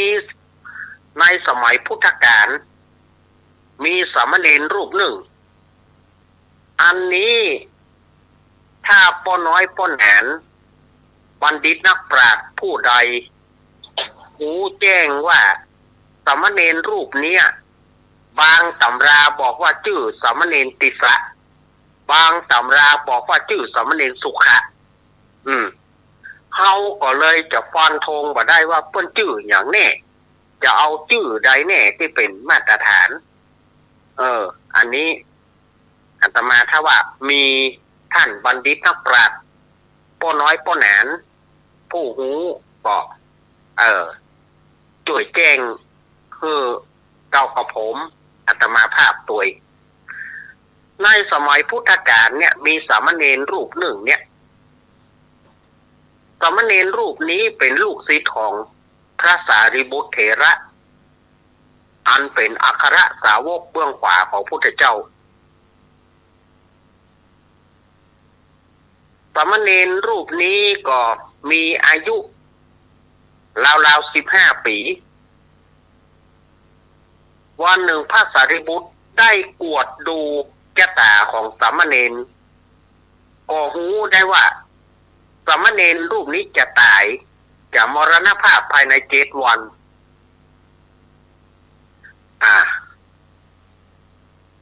ก็เลยท่านพระสารีบุตรก็เลยได้ฮ้อง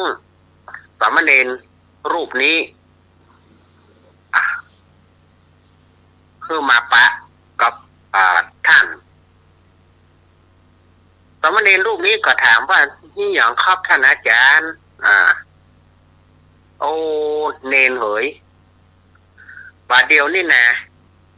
เนนจะมรณภาพเนนจะตายภายใน7 วันนี่เนอะเอาท่านอาจารย์ช่วยผมมาได้ครับโอ้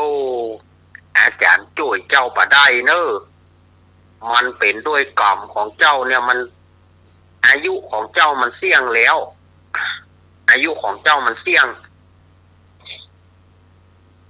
คือเจ้าไปลาโยมพ่อโยมแม่อย่าเนอะอันผมก็เลยจะไปมรณภาพที่บ้านของโยมพ่อโยมแม่นะครับอาจารย์ไปเตอะลูกไปเตอะนะท่านพระมหาสารีบุตรเถระประกาศอนุญาตเมื่ออนุญาตแล้วสามเณรก็เลยออกจากวัดไป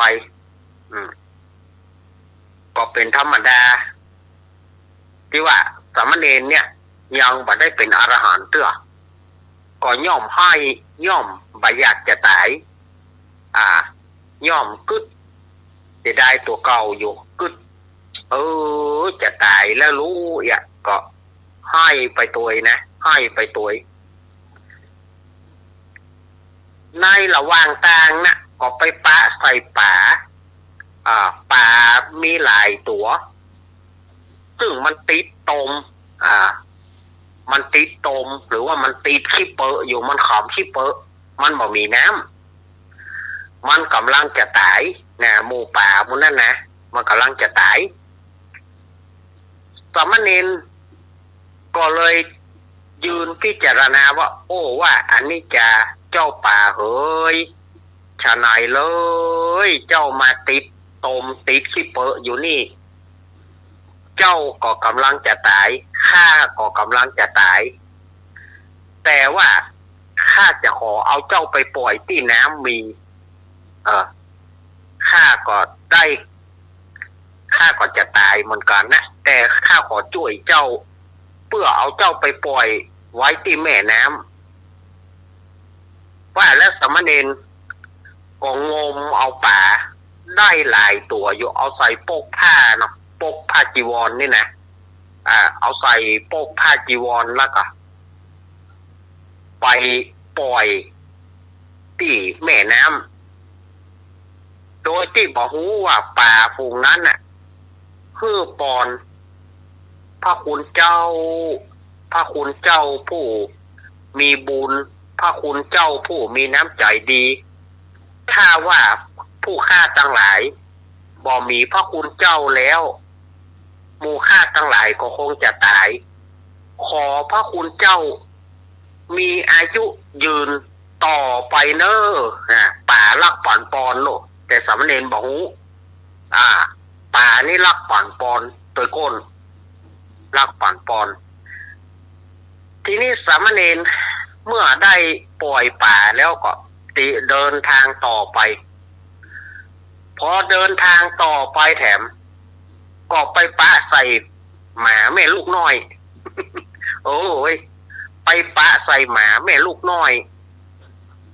บ้านเฮาของหมาด้องหมาไม่ด้องนะที่ลูกมันกินนมหมาถ้าลูกมันกินนมเข้ามันกลายเป็นหมาไม่ด้องตัวมันป้องด้อง นะทีนี้ลูกมันก็ดูดนมแห้งเนาะแม่มันบ่มีนมแม่มันบ่มีน้ำนมลูกมันก็ดูดนมแห้งนั่นน่ะดูดเป่าดูดลมไปน่ะแม่มันจะตายแล้วนี่มันบ่มีอาหารกินแม่มันบ่มีอาหารกินบ่ได้กินอย่างสักอย่างแล้วก็น้ำนมที่จะเอาให้ลูกก็บ่มีลูกก็ปากันดูดนมแห้งน่ะแม่หมานะมันมีแห้งลูกมันเป็นหมาด้องมันบ่มีแห้งเมื่อก่อนนอนรอความตายเนาะลูกมันก็บ่ฮู้ก็ปากันดูดนมนะทีนี้สามเณรไปหันเข้าใส่ก็เลยมายืนพิจารณาว่าอันนี้จะแม่หมาเอ๋ยฉะนั้นเลยเจ้าจะมาตายอย่างนี้ข้าก็จะตายเหมือนเจ้านั่นแหละแต่ข้าขอต่ออายุเจ้าเนอะข้าจะเอาอาหารที่ข้ากินเนี่ยที่ข้าฉันมาเนี่ยข้าจะเอาให้เจ้ากินแล้วขอให้เจ้ามีน้ำนมเลี้ยงลูกเจ้าต่อไปเนอะว่าแล้วสามเณรก็สำรอกออกมาก็คือคนเมืองเขาโจกคอแหกเนาะสุมาญาติโยมเนอะบางทีเปิ้นกินอย่าง เดินเปิ้นเปิ้นเอาอันนั้นอันนี้มากินเนาะสุมาญาติโยมเนอะสามเณรก็ล้วงคอโจกคอแหกสำรอกออกมาแม่หมาก็ได้กิน5 กล่องสามเณรแล้วก็มีกำลังขึ้นมาก็มีน้ำนมไหลมาลูกก็ลุ่มกันกินนมโดยหมาไม่ด้องตัวเนี้ยก็ลากป่านปอนพระคุณเจ้าขาพระคุณเจ้าขาขอบคุณเนอะที่พระคุณเจ้ามาช่วยต่ออายุให้ข้าขอให้พระคุณเจ้ามีอายุมั่นยืนยาวเหมือนที่พระคุณเจ้าช่วยข้ากับลูกไว้บ่ให้ตายแน่เนอะหมาก็ลักป่านปอนเนอะสามเณรก็เดินทางต่อไปเมื่อเดินทางต่อไประหว่างทางก็ไปหันใส่นกติดเหวติดบ่วงนายพรานนกเนี่ยก็ไปติดบ่วงสามเณรก็ไปพิจารณาว่าอันนี้จานกเอ๋ยจะไหนเล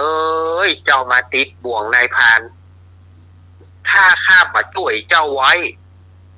นายพรานก็จะเอาเจ้าไปขายหรือว่าเอาไปปิ้งกินข้าช่วยไว้เจ้าก็จะรอดตายแต่ว่าข้า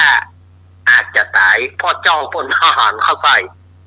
แต่เป็นอย่างไรก็จ้างเตอะข้าขอช่วยเจ้าให้พ้นจากความตายก็แล้วกันสามเณรเหลียวไปเหลียวมาบาหานไผ่ก็ฟังปด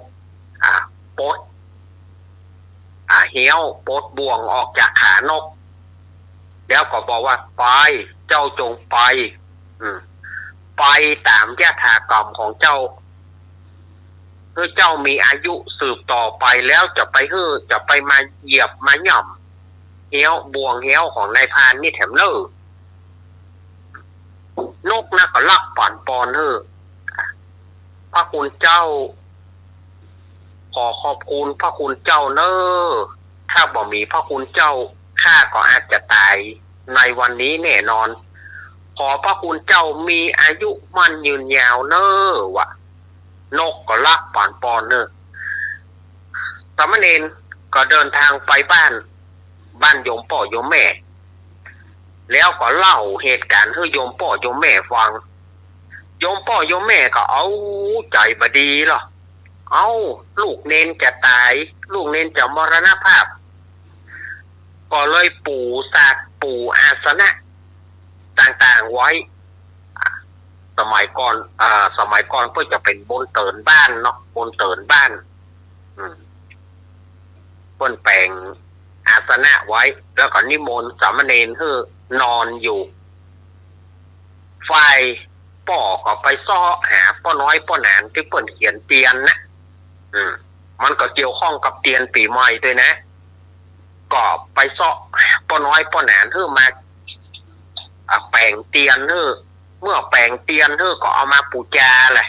เอามาตามปูจาตลอดเวลาตามปูจาเตียนนะพอค่ำมาก็ไปหาสามเณรไปหาลูกเนนไปจะได้พ่อง ลูกเนนสบายดีโยมพ่อโยมแม่สาธุพ่อแม่ก็ไหว้นะไหว้สาธุแล้วก็พอถึงเวลาประมาณ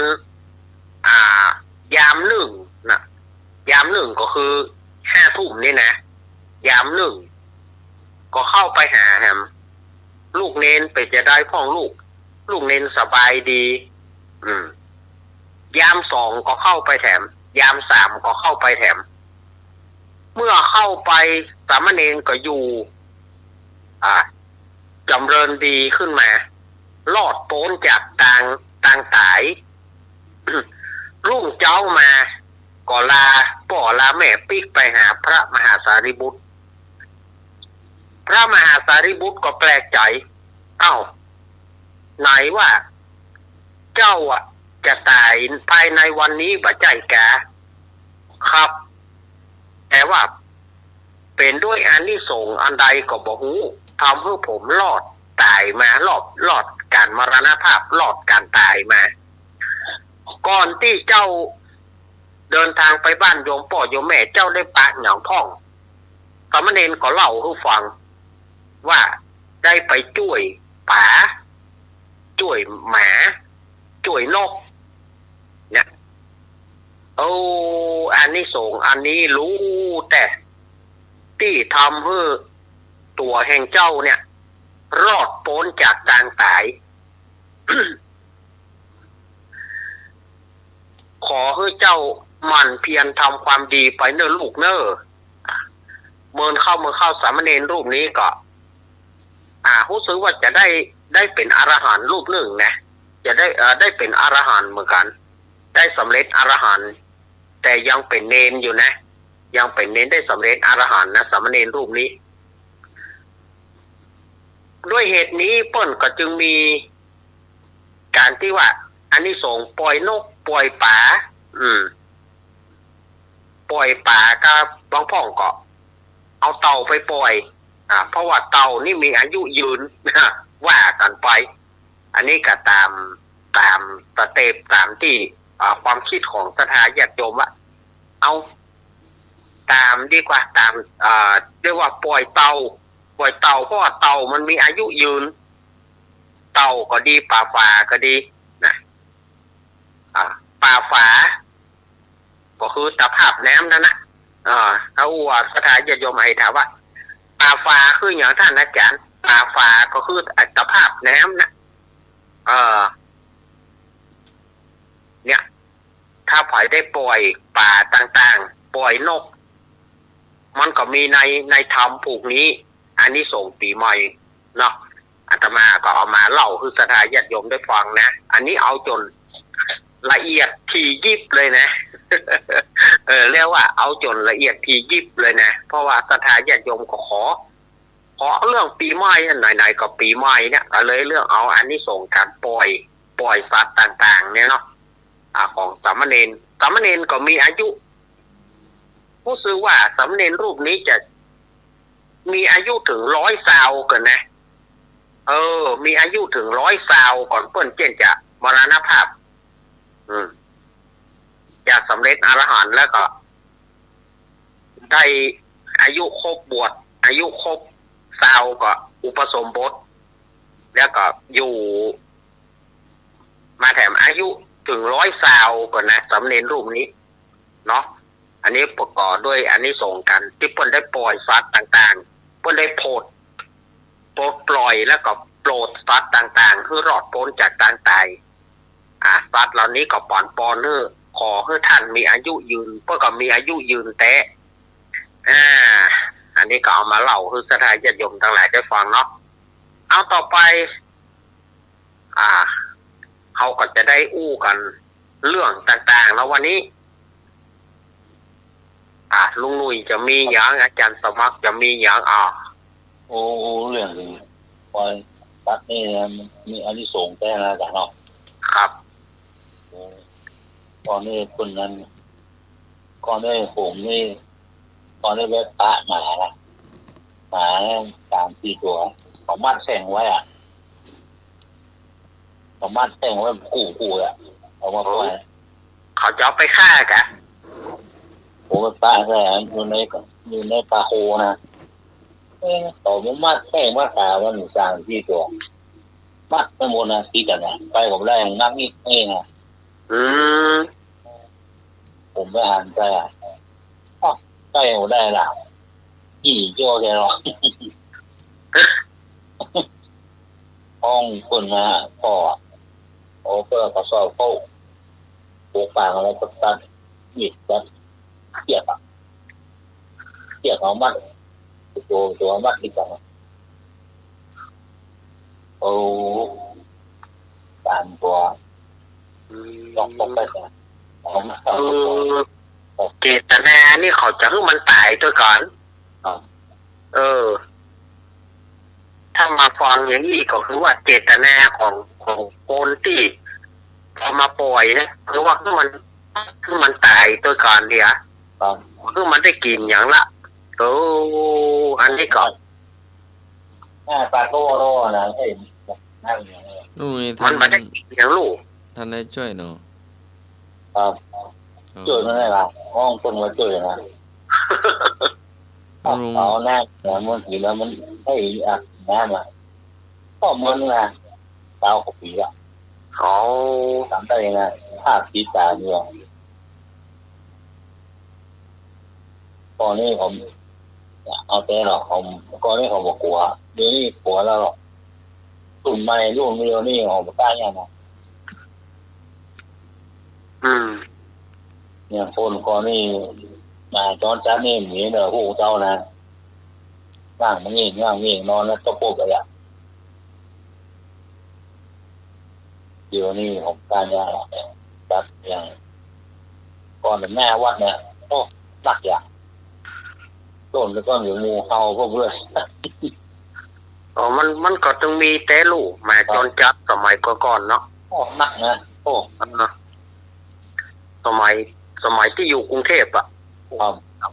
ตำถนนน่ะมันลูกที่ไหนแม่ล่ำเหลือ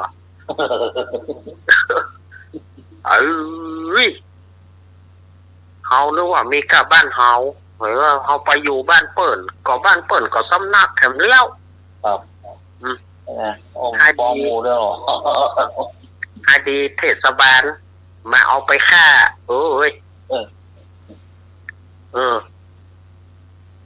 ให้ดีเทศบาลมากำจัดมันเอาไปฆ่าสมัย30-40 ปีก่อนเนาะสมัยก่อนไปอยู่กรุงเทพเนาะสมัยนั้นอยู่มันถึงเวลามันถึงฤดูเปิ้ลว่าหมาเดือน12เนาะฤดูผสมพันธุ์ของมันแม่เฮ้ยมันตึงนอน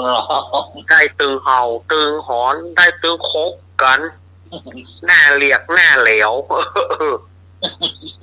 หน้าฤดูผสมพันธุ์ของมันนะ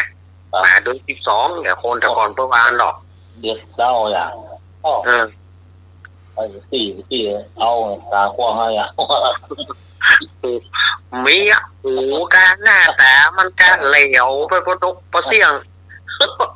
เจ้าของ5กระโดดเอาอยู่อ่ะ เอาเว้ยลู่กันเดือดกันสมัยแต่ก่อนนี้คนเฒ่าแต่ก่อนแปลงโกงเนาะโกงยิง ยิงออกโกง ค เอน ง เฒ่า นะ ทำค้านนะคอร้อนเอาปั้นลูกโกงด้วยครับเหรอเอาโกงยิง อะไรจานหรอกโกงข้อ แปลง แห้ง ลูกโกงไม่ป่อไปแปลงลูกโกงคือเป็นละอ่อนเนาะป่อมากจะคือไปเอาดินต่งดินนาเนี่ยดินเหนียวเนี่ยเอามาคือ ดินดากันหรอก เอามาปั้นลูกโกงเนี่ยปั้นหมอกพอดีเนี่ยเอาไว้ยิงหมาเมื่อคืนสุมาเถอะ แต่หรอกก่อนไม่มีหรอก มันน่า เจ้าล่ะที่มีหัวคนบ้านคนอ่ะหัวมีเดี๋ยวรักกับแม่ร้านแม่หรอกมันยุคของสมัยก่อนมันก็ไปแหมแบบเนาะผมจะรักกันเนาะครัวคือเข้าสารเข้ามาผมจะบ้านดีหมดเดียวอ่ะทำไมแตะเครื่องหัวก็ได้ละอย่างเรื่องหมาเครื่องอย่างเดียวนะว่าโลกโกงหมดละก็มันเอามีพริกบ้านเหนือมีเกลือบ้านใต้เนี่ยก็ปานกันอย่างประเดียวเนี่ยอย่าว่าจะปีใหม่นี่เนาะซื้อจีนซื้อแปะปานกันอยู่เอาขนมข้าวต้มปานกันแลกกันกินเนี่ยสมัยก่อนมันเป็นน้ำถ้อยน้ำหนึ่งใจเดียวกันนี่ครับปีใหม่เนี่ยเอาลาบเนอะสมมติว่าปีใหม่นี่ลาบจีนเนอะบอกลาบมาตู้กันอยู่นะเอามาแลกกันอยู่เนี่ยมาแข่งฝีมือว่าเขาฝ่ายจะลำอยู่ไงเมื่อกี้พูดแสดงถึงน้ำใสใจจริงไม่ครับเจ้าพ่อเบียร์ครับได้เขาพังมาหรอเนี่ยต้องกันไม่ใหญ่อะพักไปหอมล้วนพักกันตองพักตอนนี้ของเราขอมันจ้างก็กินอย่างไปจ้างซ่อแหงเนาะเอามาแลกกันในสมัยนั้นมันเป็นน้ำหนึ่งใจเดียวกันแม่นครับไม่แต่ก็พ่อ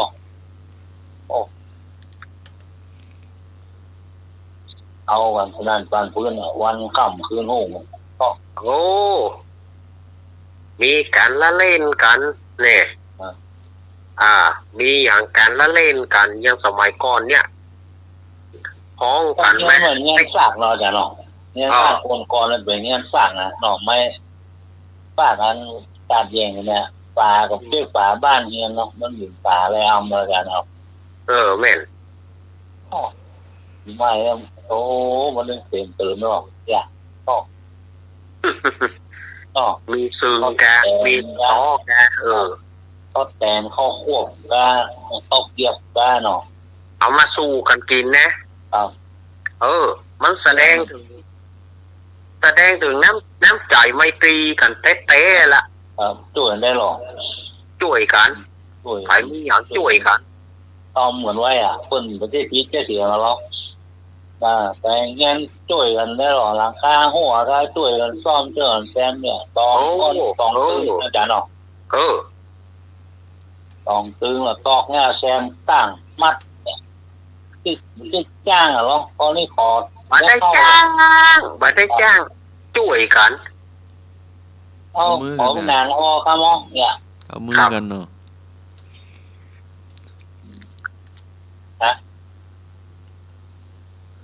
มาได้จ้างสมัยก่อนมาได้จ้างบางเตื้อเลี้ยงข้าวแกงอย่างก็เลี้ยงกันไปบ้านไม่ละครับน้ำพริกป้องแกงบะฟักป้องแกงยวกป้องเลี้ยงกันไปป้นก็บ่ใจว่าคือกันนี่ครับแกงตีห้องเนาะคนบ่เดียวลองบ่ได้กินดีดอกคนบ่เดียวนี่หากบ่ได้กินดีก็จะว่าคือกันนะ แต่ก่อนเปิ้นบ่ได้เพียกกันนะ เรียกว่า เปิ้นบ่ได้ว่าคือกัน มันฮักกันหรอก เออ ตัดเป็นหมู่เจ้าบ้านเนี่ยฮักกันหรอกพอแต่งเงินกันช่วยกันกินข้าวกินน้ำหรือว่าสู้กันก็หมายต่างพวงงานก็โอ้โกงก่อนแล้วมันตามโกงเนี่ยเนาะก็โกงไม่พอ ตามโอมตามอย่างกันไปเล่นน้ำกันคนซ้ายเขาวัดไปวัดเจ้าประสงค์ตรงพ่อประสงค์แม่ไปวัดโอ้หรอเนาะแม่สบายเปียกน้อยไปอ่ะเข้าห้างดอกนั่นเนี่ย อ้าวโอ้จะโทรมาอู้กันเจิญเลยวันนี้เอาเปิดโอกาสที่หลังทั้งหมดเลยเนาะเดี๋ยวบางหมูเราพอในพร้อมกันเด็กโตกันถ้าทำแม่กันเนาะถ้าที่ได้ยินเนาะเป็นจะตามเสียซองเลยตามที่ตอนนักแต่ก็มันนักแล้ว30-40นะครับแต่ซองเปิดเลยก็แต่เดี๋ยวเอาก็เอาเบามือดีก็อย่าง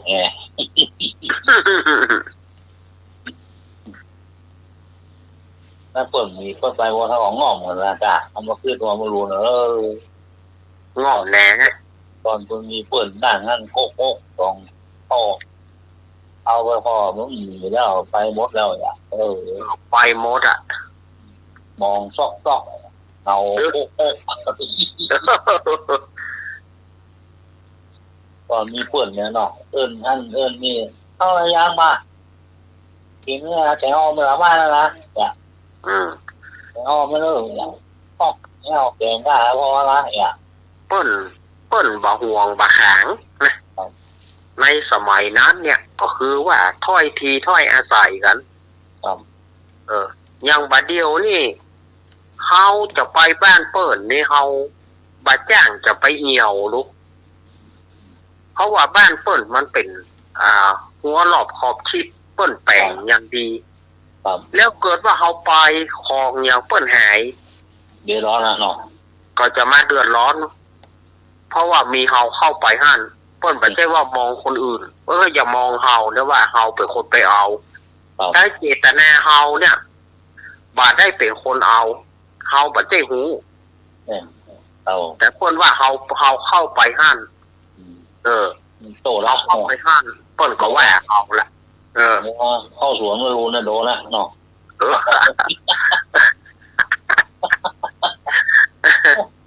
เอาไปจงไว้เอาละที่เข้ามารู้เปิ้นแหละนั่นเนาะมันเอาอย่างเงี้ยในสมัยประเดี๋ยวมาก็เลยพอต่อสมัยตะก่อนงัวควายเนาะเข้าไปงัวควายหลุดไปบ้านเปิ้นย่าเพื่อ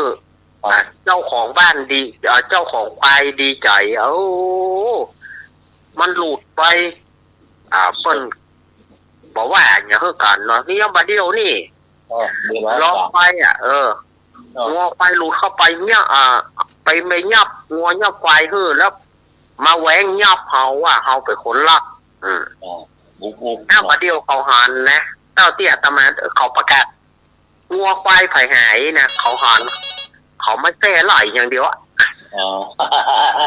เขาหันเขาไม่แซ่ปาดอย่างเดียวเขาทุกมันไปครับผมอู้กัน2 คนได้นะบ่มันมีไฟทำไมผมบอกอาจารย์สมัครไปติดต่อเอาน้องพรน้องก็บนมาคุยมันมีไฟไงดูอะไรหูอย่างเลยเอาว่าอาจารย์สมัครไปเอาหอดมันอย่างทุกวันเนี่ยมาเล่าเตี้ยเราอย่างกันแท้กันเนาะมันประโถกเนอะ อ๋อตอนนี้เนอะ ฮะ ขอบคุณครับ มันติดลมนะ มันติดลมกันไม่ใช่ ฮะ อาจารย์สมัครลองไปตัวหาแม่กรแม่พรมาหรอจบรับหรอก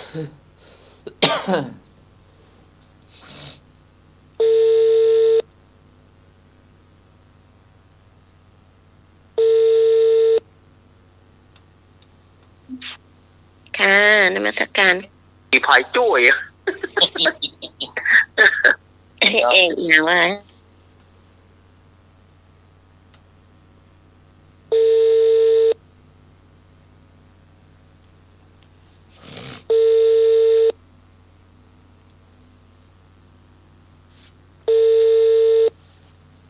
เรากำนึง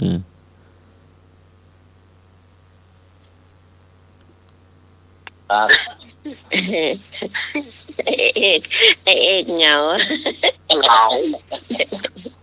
อย่างได้มีสองคน ก็มันมีแค่เนี้ยนี่เนาะอาจารย์สมัครก็บอกอู้เนาะ ตะคืนนั้นเมื่อก่อนเขาคุยกันเรื่องนั้นเรื่องนี้เรื่องสปาเรื่องนะครับ เที่ยงคืนไปนั้นพอเลยล่ะ อยากจะรักจัดสลินนะอยากรัก เวลาเลยแล้วอีกล่ะ เวลาเลยนะ ตะคืนก็คุยเรื่องนั้นเรื่องนี้นะ พอคุยไปเนี่ยแม่กรมันติดลมหรอ มันมีหลายเรื่อง มันมีหลากหลายเขาก็ลืมเวลานะ เล่าเสียให้ฟังหน่อยไม่ให้ อาจารย์น้องพรเข้ามาก่อน พี่ฮอนนะการสมัครเอาน้องพรเข้ามาก่อน แม่พร จ้ะ ไปดำหวย แม่พร รับสายรอกำนึงรอแม่พรแม่กรมาแล้วลุงหนุ่ยอาจารย์เอาลักษณ์พออาจารย์ก็ลาพักผ่อนเนาะก็ช่วยคำถามช่วย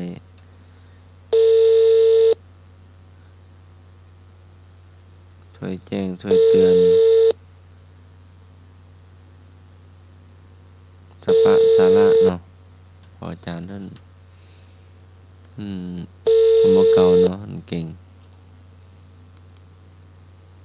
เอาไม่พอไม่รับสายแล้ว เอาวัดไปใส่ตัวเขาอะไรเงี้ยแล้วเอามาหัวให้อาจารย์เขาก็ถือว่าภาคกลางเขาก็จะทำแบบนี้จ้ะแล้วก็ส้มปล่อยก็ไม่มีทางบ้านนะจะมีแต่ดอกมะลิจ้ะมันไม่มีจ้ะ นี่ เมื่อคืนก็คุยกันถึงเรื่องอย่างเงี้ยจ้ะทางภาคแต่ละภาคมันไม่เหมือนกันเนาะแม่นละ ค่ะเขาก็ถือว่าอย่างเงี้ยอาจารย์พระอาจารย์สังเกตไหมล่ะเวลาเขาลดน้ำศพเขาลดมือข้างเดียวนะ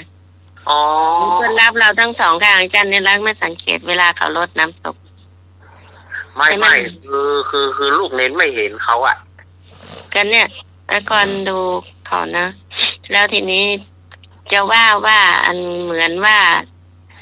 จะว่าเหมือนลดน้ำศพไม่ใช่เนี่ยลดน้ำศพเพื่อนเอามือวางไว้บนพานนั่นมันก็เพื่อนเอามือวางข้างเดียวไงเพื่อนนับเราทั้งสองมือ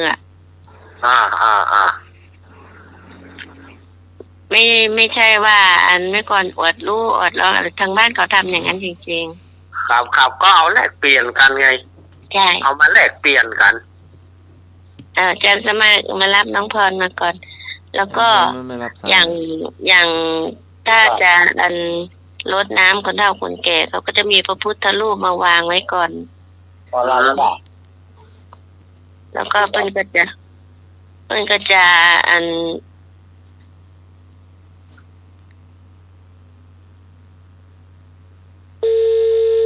รอแม่พรคำน้อไปแน่พักผ่อนแล้วก็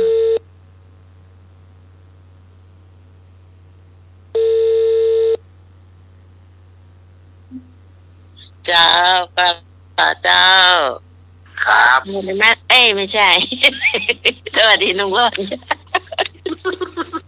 เจ้าหนูมาสัจจาน้องวอนเจ้า กำลังสะดุ้งตื่นสมัยพระเจ้า โอ้ ตาไปถ้าจะได้เล่านิทานรับไปว่ะจ้า ไปหลับกันเด้อ ก็เดี๋ยวไปได้สังขารหล่องแล้วสังขารจะหล่องแล้ว น้ำมันเองง่อมว่ะสองคนยังไม่ไปรับน้องก้อนกับน้องพลได้ยินเสียงขันจุดประทับรบเลยที่บ้านพี่กรก็มีเหมือนกันบ้านพี่กรจุดตั้งแต่3 ทุ่มแล้ว ป้าโถโอ้ จุดอันประทับเอาไอ้หนุ่ยเจ้าไอ้หนุ่ยเอามาแล้วก็เล่าเจ้าเห็นเลยเจ้า ไม่ใช่ค่ะไม่แต่บ้านเราหนึ่งสอบเราของเท่าพี่นานเนี่ยพี่น้อยพี่หนาเนี่ยค่ะของเท่าของเนาะก็ได้ของเนี่ยแปลวันเนี้ยวันถึงไม่ได้ค่ะของคางเนี่ยค่ะก็ดูก็ได้ของคางมาพวกเลยค่ะพวกวันนี้ตางมาตัวคนร้อยอะไรอ่ะตาตูหรอกถึงมาที่โคนเนี่ยโอ้เพื่อนเรามี2 คนนะมาตัวได้ก่อนมาได้ค่ะเนาะมาพัวร้อยเลยหรอพวกเจ้ามาไหนหรอของคางนะได้ค่ะคางได้ค่ะได้ค่ะแต่ผู้เมาเลยอ่ะก็คือนี่แฝงนี่หรอตกมาเจ้าบอกไปแล้วเนี่ย3-4 คนอยู่มากนะครับอยู่กันไหมขึ้นมาเนี่ยเอาสวยรอกสตางมาบนนั้นเพราะว่าของขังเหรอถ้าของขังยี่ใดนี่ไหนก็เดี๋ยวก่อนนั่งดีก่อนเอาตามมาก่อนเลยตามมาก่อนตามที่ทางแล้วของขังไม่ฟื้นข้างล่างหรอกพอเดี๋ยวอันยังคนนั้นคุมใกล้นะกะ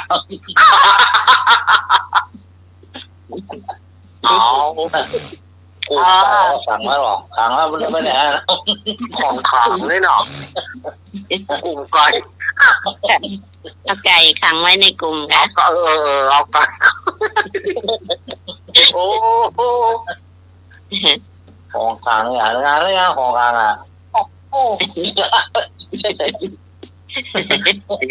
เดี๋ยวป้อนแหนกำนี้กำนึงบอกเรียกว่าของมีงานอันนี้จะเรียกว่าของมนต์ขลังเนาะแค่เป็นของขลังเต้นะบอกขังไก่ไว้ในกู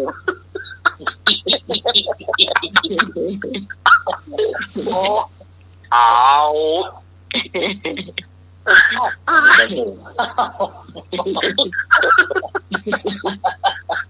เรียกว่าใส่ของดีเรียกว่าตะกุดมัดเนาะเรียกว่าตะกุดมัดเงาค่ะดีๆอย่างกับก็โอ้ปากกาไม่แพงอ่ะพี่กรได้ปากกาเป็นของขังเจ้าของมันหายไปไหนไม่รู้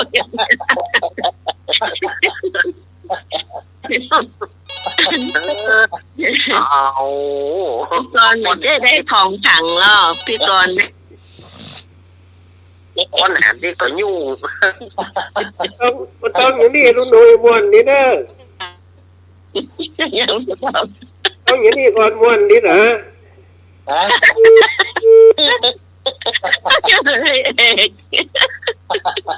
เอกเลี้ยวใหญ่หรอเองมีเชื้อหรือเปล่าล่ะเอาแบบของแบบไอ้นุ้ยก็ได้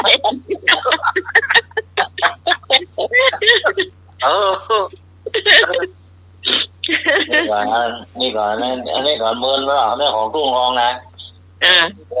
มันเกิดไปวัดอย่างของเขาตรงนี้มันเคยวัด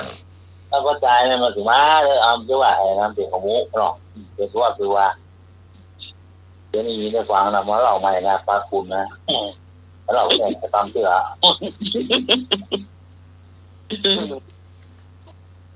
แก่เนี่ยถึงไม่เนี่ยใจผมไปว่าเมียเมื่อยไปได้ใจของมูไปว่าแก่ไปแล้วตัวว่าที่เจ้าว่าได้ก็ว่าได้พวกนั้นแหละเนี่ยได้ยินได้ จ้าว่าได้ผมผ่าน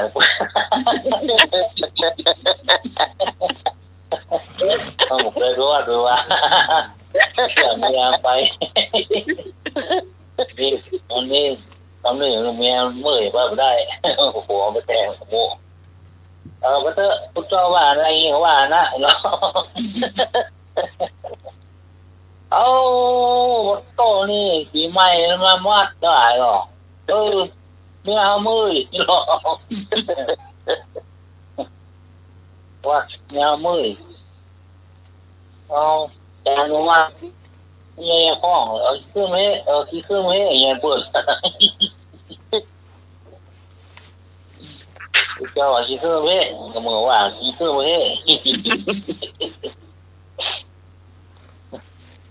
ไอ้เปิดเงินเปิดหรือมันเกินมาวัดได้ไปบัวไหวเขาไหวโอ้หนูคนปันตอนนี้ปันเงี้ยคนมันเหมือนแบบว่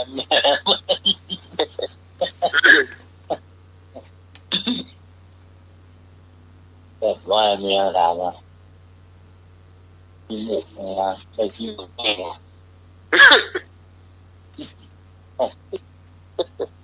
นั้นที่หมูไอ้บ้านเมียถามว่าจะได้ห้องไปว่าได้ปูนได้ปอนได้ปูนได้อ่านที่ก็พวกที่หมูมาปูนนั่นแหละได้มาฝากมึงเอาก่อนของรู้จักเขาว่าบุญเนาะ รู้จักเจ้าดีพวกที่หมูดิบเดียวที่หมูเนี่ยนะปูนมาฝากเมีย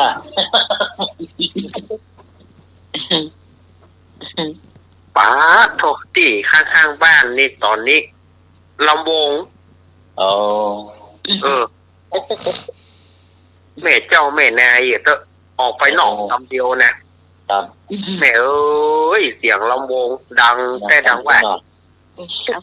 เขามันย่ำกับไปหน่อยย่ำตีนสิ้นห้องย่ำตีนเจียวพ่อมันเคยก็เยอะไปกับมูหรอ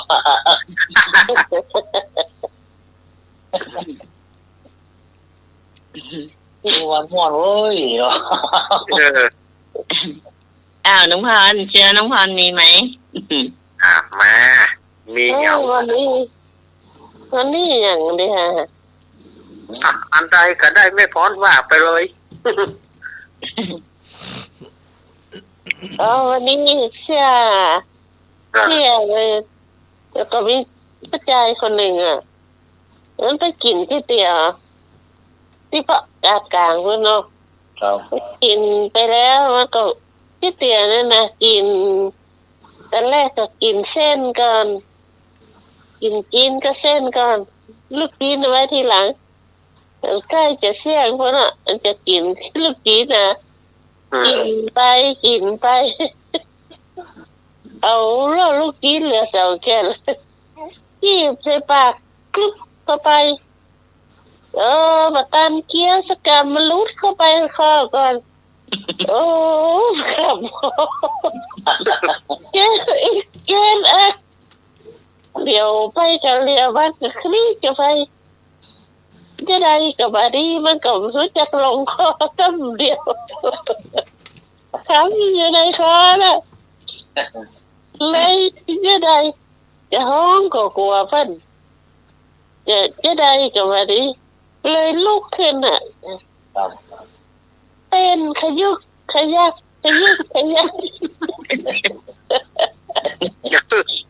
ับเราใหญ่เลยตีลัง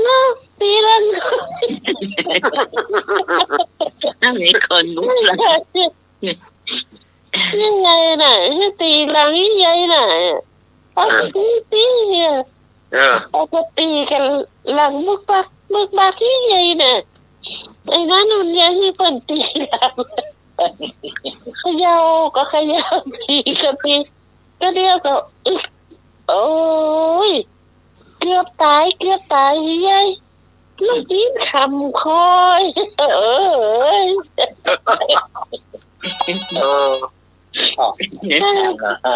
อั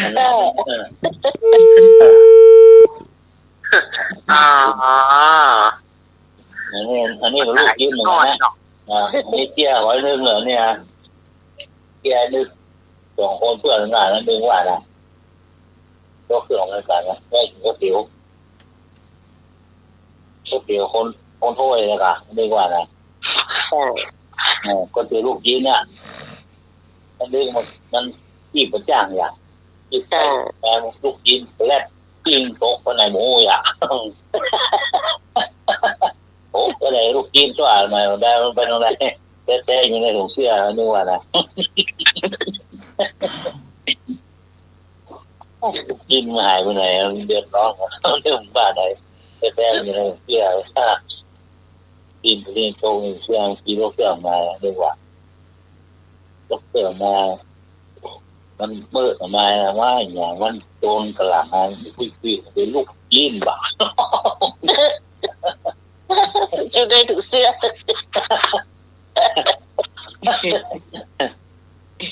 ที่ในถุงเสื้อที่ไปเที่ยว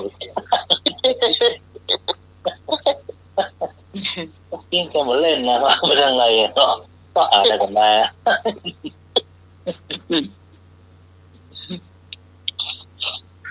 หนึ่งเสื้อกินเขาหายอย่างก็บอกเนาะ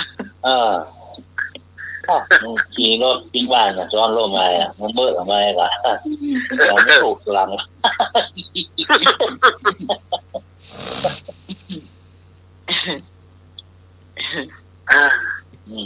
จานสมัครจานมาอันนี้ยินเสียงว่าเพิ่มได้ยินเสียงจานมาพี่โป้ข้าน้อยพี่โป้หลับจบหนึ่งเรื่องว่ามันบินระบาดแล้วข้าน้อยดีโดกุมบาทเตียวมาเสาะหาโทรศัพท์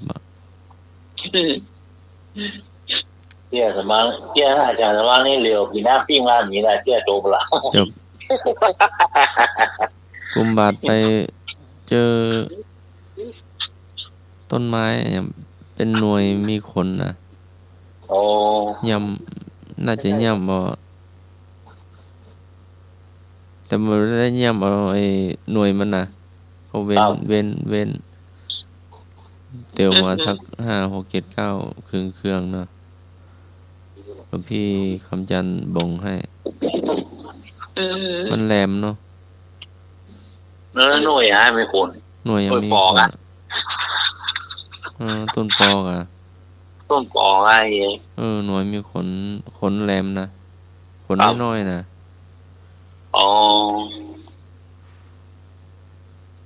ที่จีไม่ใช่หรองอกไม่ใช่หรอพระเจ้าใช่นั่นแกป่นห้องหน่วยบ่ข้อเนี่ยตีจ้างชอบกินเนี่ยแต่ขนมันหนักนะขนน้อยเดียวขนเต็มลูกนะแล้วมันแหลมๆนะแหลมๆคล้ายๆงอกตัวงอแห้งอ่ะครับบ่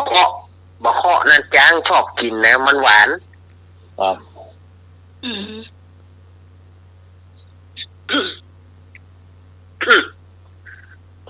อันนี้เนาะคนเหล่าเจียกันอันนี้กับสมัยก่อนละหมู่ที่เป็นหมู่บ้านใกล้ๆกันเนี่ยเขาห้องมันลุงจันลื้อเนาะ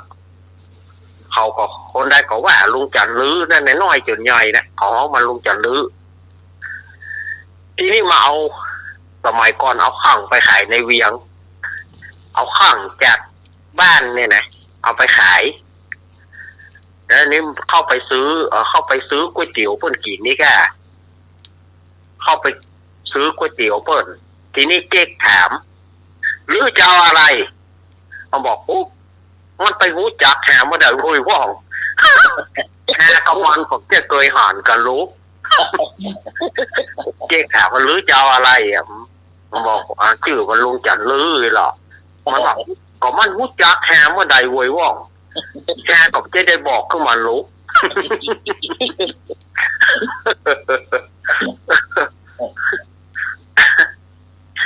สมัยก่อนนี่เพื่อเอาข้างเนาะเอาข้างไปขายสมัยก่อนนี่แผ่นเสียงเนาะแผ่นเสียงมัน มันขายดีหรอเปิ้นเอาไปเอาขี้ข้างเนี่ยเอาไปอัดแปลงแผ่นเสียงขายสมัยก่อนข้างแปลงนะครับสมัยก่อนข้างแปลงเดี๋ยวยังไม่มีราคาเนาะ มันบ่มีแล้วนี่เพราะว่าแผ่นเสียงก็บ่ได้แปลงนี่สมัยก่อนมันเปิ้นเอาไปแปลงแผ่นเราไม่พอเอาไปแปลงแผ่นขี้ข้างนะแผ่นเสียงครับแผ่นเสียงนะใช้ขี้ข้างใช้ข้างเอามาทำเป็นแผ่นแล้วเปิ้นมีเข็มของเปิ้นมันกับหมุนไปตามหน้ากะเพลงก็หมุนไปตามเข็มมันนั่นนี่ครับ ตามร่องเสียงมันมาแล้วไผ่แจ๊ที่คนกำมลครับครับได้ยินแล้วครับผม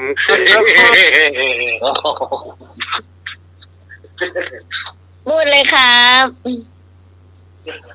ผมอันนั้นลงทานผมจะหอมลงทานครับผมจะหอมลงทาน200 บาทครับผมถ้าติกรกำมลว่างมาบ้านผมกันนะครับครับพี่กรทำงานอยู่ครับพรุ่งนี้ก็ทำอยู่ครับเดี๋ยวว่างวันไหนจะไปหานะครับครับขอบคุณครับครับนี่ออกมาง านบุญกันเนื่อยนักเนอครับนี่ก็โอ้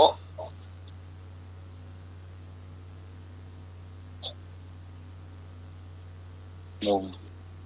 เต่าไห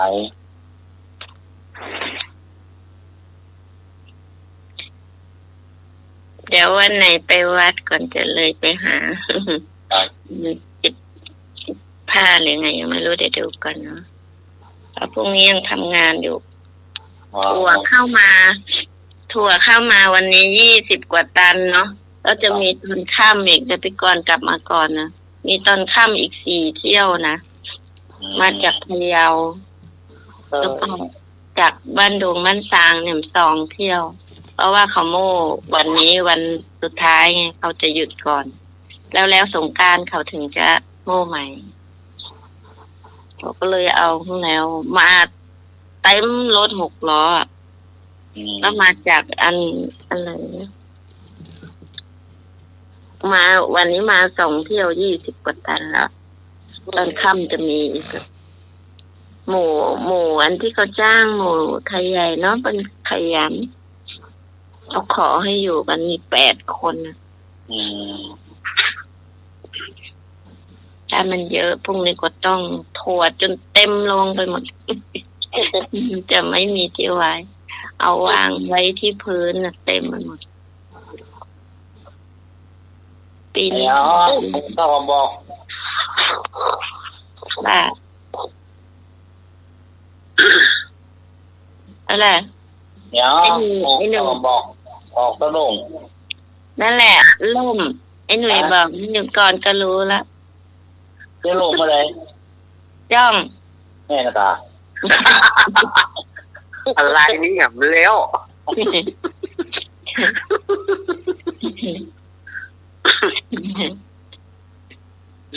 เต้นตอนเด็กๆทายกันบ่อยไอ้กินก็เสี่ยงบ่กินก็เสี่ยงน้ำแข็งถูกไม่ถูกเตื้อครับโอ้ยังกินก็เสี่ยงบ่กินก็เสี่ยงครับไอ้เหี้ยวันนี้แต่จะแม่มาช่วยกันลุมให้หน่อยกันเหรอน้ำลายน้ำลายขี้มูกยิงเสียงอะไรเนี่ย น้ำพริกมะกอก โอ้ ปลาร้าตากแดด น้าแข็งมันไหนบ่หรอกจ้ะน้าแข็งมันลมนี่น้าแข็งมันกินเที่ยงกินเที่ยงได้ขายบ่ได้ขายแต่เที่ยงกินแต่เที่ยงบ่กินแต่เที่ยงอ่ะ เตียนพระเจ้าใน เน่าเหรอ เน่าเน่าบุรีป่ะดีก็แรกอ่ะ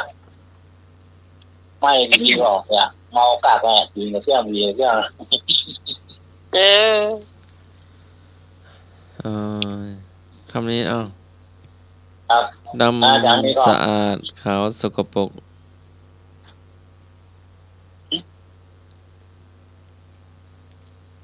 ดำสะอาดขาวสกปรก นั่นตามสะอาดขาวสกปรก เจ้า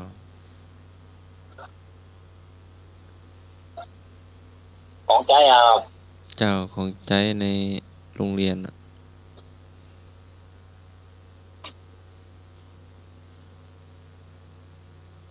แปรงลบกระดาน กระดานด กระดานเสียนอก ำเจ้าลุมอ้าวแม่ถามว่า อะไรอันอาจารย์สมัครถามกัน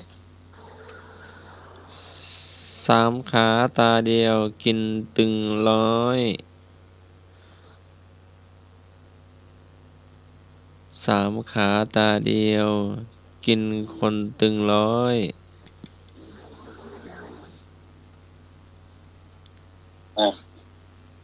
สามขาตาเดียวมีคนทั้งร้อย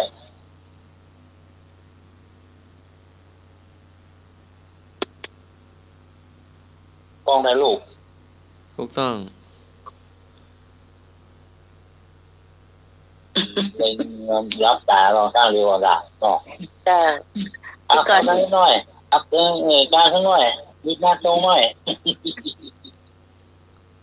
พี่กรณ์จะว่าเขาถ่ายวิดีโอ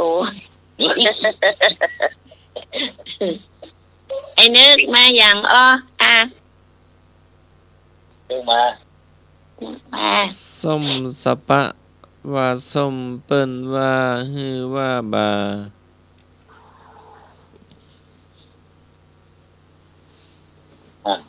ชมกระปะชมเนี่ยว่าเพื่อนบ้าบัวบายล่ะ ส้มสะปะว่าส้มเปิ้นบ่ฮือว่าบา บาส้มอย่าเนาะ ส้มปล่อย ถูกต้อง บอกว่ามาฮื้อบาวะ ครับ ก็เลยบาส้มเนาะ ส้ม ก็เลยกลายเป็นส้มปล่อยเลย ก็ท่านี้พวกมึงยินปากกันอยู่อ่ะ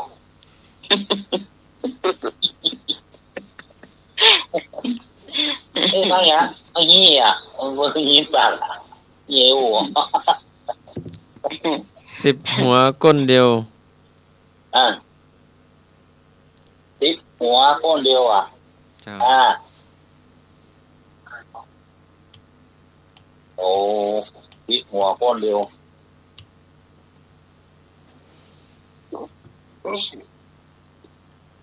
ไอ้อย่างนั้น 10 หัวก้นเดียวเอาละตัวเดียว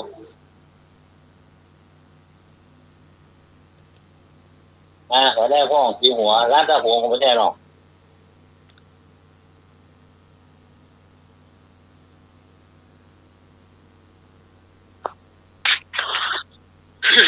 เป็นคนหรือว่าเป็นของใช้ค่ะอาจารย์ เป็นผลไม้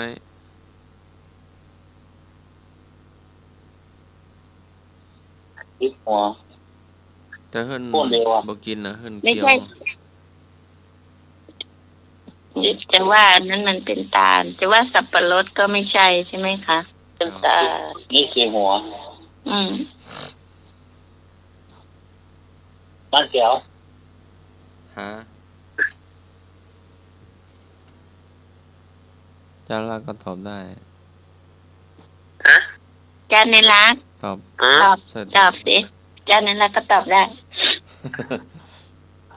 ช้อยว่าไงนะอาจารย์ 10 หัวก้นเดียว 10 หัวคนเดียว 10 หัวก้นเดียว จ้า อันหยังหัวหอม ย่าง ยางไอ้เนี่ยเขา10 หัวก้นเดียวอีกก้นมีก้นเดียว แต่มันมีถึง10 หัวอีก ครับ อะไรฮะ จริงว่าอาจารย์ เป็น ผลไม้ว่ะ ครับเป็นเกิงผลไม้ กล้วย แต่คนเฒ่าเอามาทำมาเคี้ยว อ๋อ มาก เจ้าหมาก มาก อ๋อ อ๋อ พวกเป็นเงาแล้วนะเนาะ มาก ครับ หน่วยมาก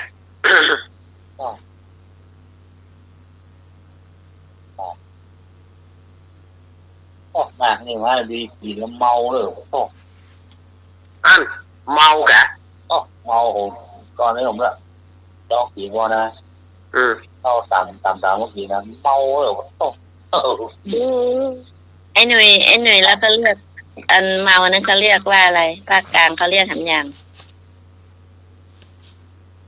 เมาหัว เมาหมากอ่ะไม่ใช่เมาหมากเป็นเรียกว่าบ้านพี่กรณ์ก็เรียกทำอย่างเขาไม่ได้ว่าเมาหมาก ครับ ก็ว่ายันหมากว่ะ ยันมาก จ้ะ ก็ค่อยกินเนี่ยล่ะคนกินเราไปลำเลยล่ะเราจะแป๊ะ เพิ่นเอาตังในมันมาเกี้ยวกะนี่ ก็ฟังหรอก ไอ้ที่ตับมากเนี่ยกับแม่พรที่ตับมากที่เปิ้นเอาสมัยก่อนคนเฒ่าถ้าไผ่อายเอาโอมเอาตับมากนี่โอมเนอะมันฝาดอย่าแล้วเปิ้นผสมกันเปิ้นเอาใบปูเอาปูนว่ะหนังก็หนังก็เกี้ยวเลย หนังก็ยายาดูดเนี่ยยาสูบเนี่ย เพิ่นเอาไว้สีแม่เขากินหมากเนาะเขาก็อันนี้แหละมันจะมีเฟือกไม้ที่เปิ้นบู๊เพื่อมันนิ่มๆนะ หน้าเปลือกกอนั่นแหละ เปลือกกอนะเปิ้นมีหลายอย่าง กอถ้าเปิ้นเกี้ยวมาคนเฒ่าตันเปิ้นทนน่ะเนาะ จ้ะฟันแม่ไปก่อนนะทนแต่เวลาเผาเสร็จแล้วไปหาไม่มีสักซี่เดียวเลยนะฟันแม่เต็มปากนะคนบอกไม่มีใครได้สักคนจ้ะนี่ละคนไม่ให้คนบอกเมาของพ่อนั้นมีกี่อันก็ไม่รู้นะแต่น้องได้อยู่เขาเอาไปเลี่ยมไว้ห้อยคอเขานะพ่อนะได้อยู่ของแม่ไม่ได้สักคนเดียวเลยของแม่ก็บ่ได้เมื่อแล้วนี่นะจ้ะของแม่ก็บ่ได้แม่ก็บ่ฟอนเปิ้นบ่ลอนสักทีโอ้พ่อได้หรอเนาะเกี่ยวเวลาในคนมีบุญนักเนอะอายุ90ดกโอ้ฟันดีเนาะครับเจ้าฟันทนนี่นะอายุเปิ้นยืนนะจ๊ะครับได้หรออยู่เปิ้นได้90แม่90ป่อนี่63อันนี้แม่ของเมื่อก่อนนั่นก็กินหมากเนาะเขาใช้อันเนี้ยยาสูบที่เขาสูบกันที่พันตองนั่นน่ะเอามาสีตากบ้านอะไรยาตากบ้านเป็นสีฟ้ากับเขี้ยวเนาะเปิ้นก็เคี้ยวของเปิ้นนะแต่พอกินข้าวเสร็จเปิ้นก็จะเอาหมากมาอมพอก็กินดำมาเข้ากิน กี่ยวกับเมา โอ้ได้ยิน ตาบวขึ้นเนี่ย อันที่ไส้มากเนี่ยนะเขาว่าแก้โรคเบาหวานนะจ๊ะมันฝาดเนาะ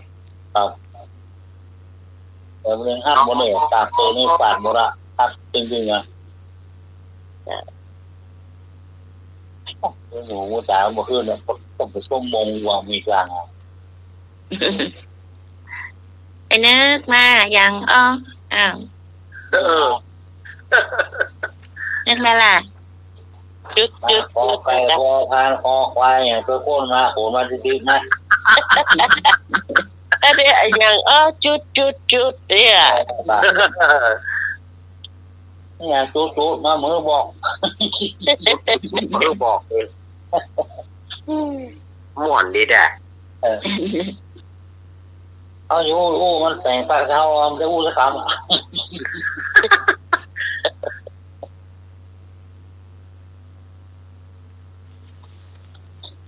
หลับไปแล้วก้าไอ้นึกมาแล้ว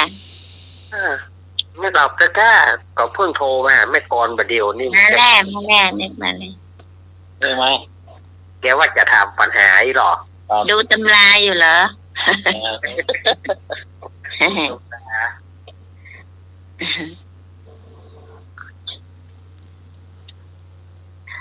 พูดถึงดูตำราเนาะก็มีตั้งหลายอย่างเนาะอย่างคน มาแล้ว มา เลยครับนึก ครับผมก็ถามจุดสักหน่อยนะครับ ครับผมเดินเลย เมตตากรุณา เมตตา เดี๋ยว กรุณา ผมคิดกันเมตตากรุณาปานีเมตตากรุณาปานี ครับ ขัดเดินนะครับ ใจเย็น เย็นทีไม่ว่าก็ถ่ากันเลยหรอกไม่เอาเอาของคางอ่ะ โอ้ขังไม่ขึ้นกันละเพียคุณไก่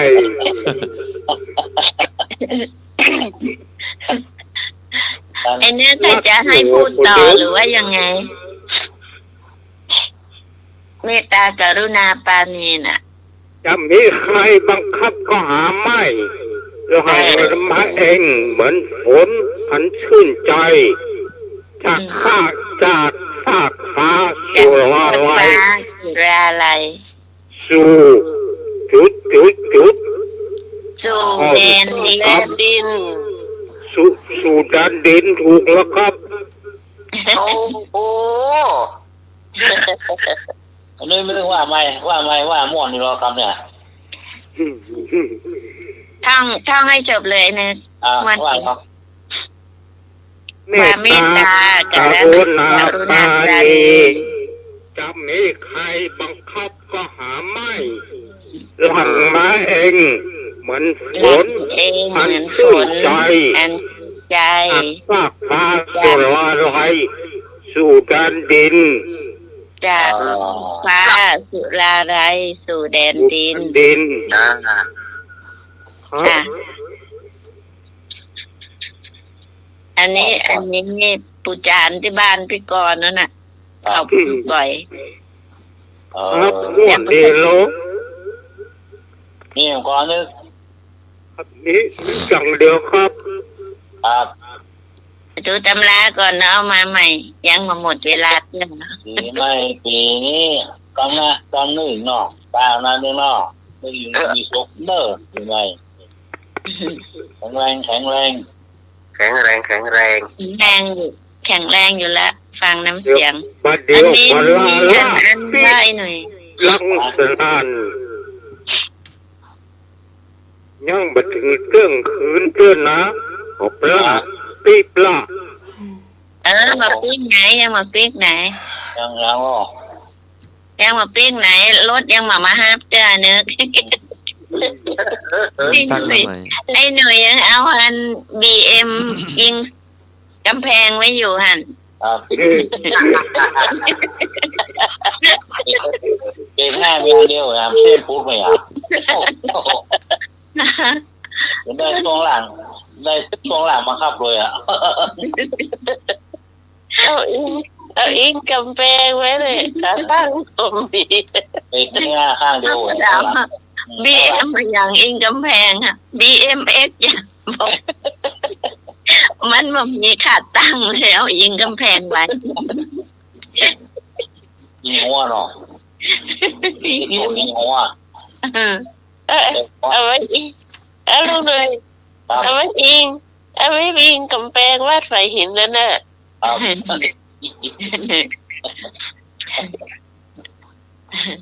อันเดี๋ยวเลยมาไม่น่าเด็กแรกของมีจะได้เอานะเอาโซ่ล่างลูกเลยแซ่ดอ่ะเอาเท้าเอานี่มันจะเอาเท้าลูดเอามาจะจ่ายหนุ่ยมันจอดเดี๋ยวบ้านพี่กรณ์มีแหมอันหนึ่งเนาะอันผู้จารย์น่าจะพูดบ่อยคนจะสวยน้ำใจใช้ใบหน้าคนจะสวยจัญญาใช้ตาหวานคนจะแก่ความรู้ใช้อยู่นานคนจะรวยบุญทานที่บ้านโตพี่กรณ์จำถ้าพูดทุกวันพาวันศีลเนาะพวกแก่สิ่งอ่ะเดี๋ยวนี้อันเปิ้ลมามีแล้วเนาะเดี๋ยวนี้อันที่เคยไปก่อนเป็นผู้ชายแต่อายุเยอะแล้วนะอันที่เคย80แล้วนะอันอายุเยอะแล้วเป็นผู้ชายแล้วเนาะจ้ะก็อันความจำมันดีเนาะ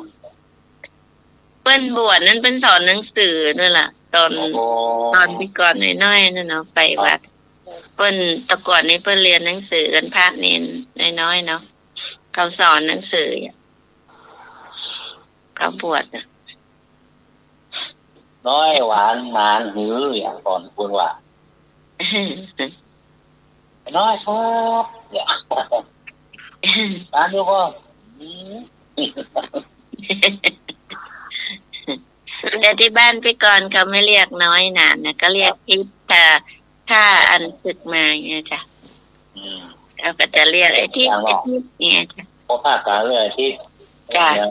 น้อยใช่น้อยนั่นเนนศึกไม่ใช่กะถ้าหนานนี่ตู้เจ้าศึกแม่นก่อเจ้าได้ยินเขาว่ามานับพี่กรณ์จะมาตั้งแต่น้อยๆนะเหมือนไอ้นึกว่าตะเกียพี่กรณ์ประลืมแล้วที่นึกว่านั่นน่ะอันความเมตตากรุณาปราณีจะมีบางใครบังคับก็หาไม่หลังเหมือนฝนจากพระเองเหมือนฝนมันชื่นใจนั่นน่ะอันนี้จะลืมไปละเขาก็มีคำพูดมาพูดหลายๆอันเนาะตอนเป็นเด็กใจเนาะใจอย่างเดียวนะเนี่ยพวกเราใจอย่างเดียวเนาะอันก็ไหนๆแล้วพูดถึงปุจจารก็จะเล่าเนาะทางบ้านพี่กรณ์เขาไม่มีซองใส่ให้ปุจจารนะไอ้หนุ่ยไม่มีจ้ะไม่มีทางเหมือนทางภาคเหนือนี่เนาะไม่มีก็เป็นยังที่งานโยงไหวแค่ค่ะเนี่ยไปบ้านใดไปบ้านนั้นเนี่ยเนาะเนี่ยทำงานอยู่แล้ว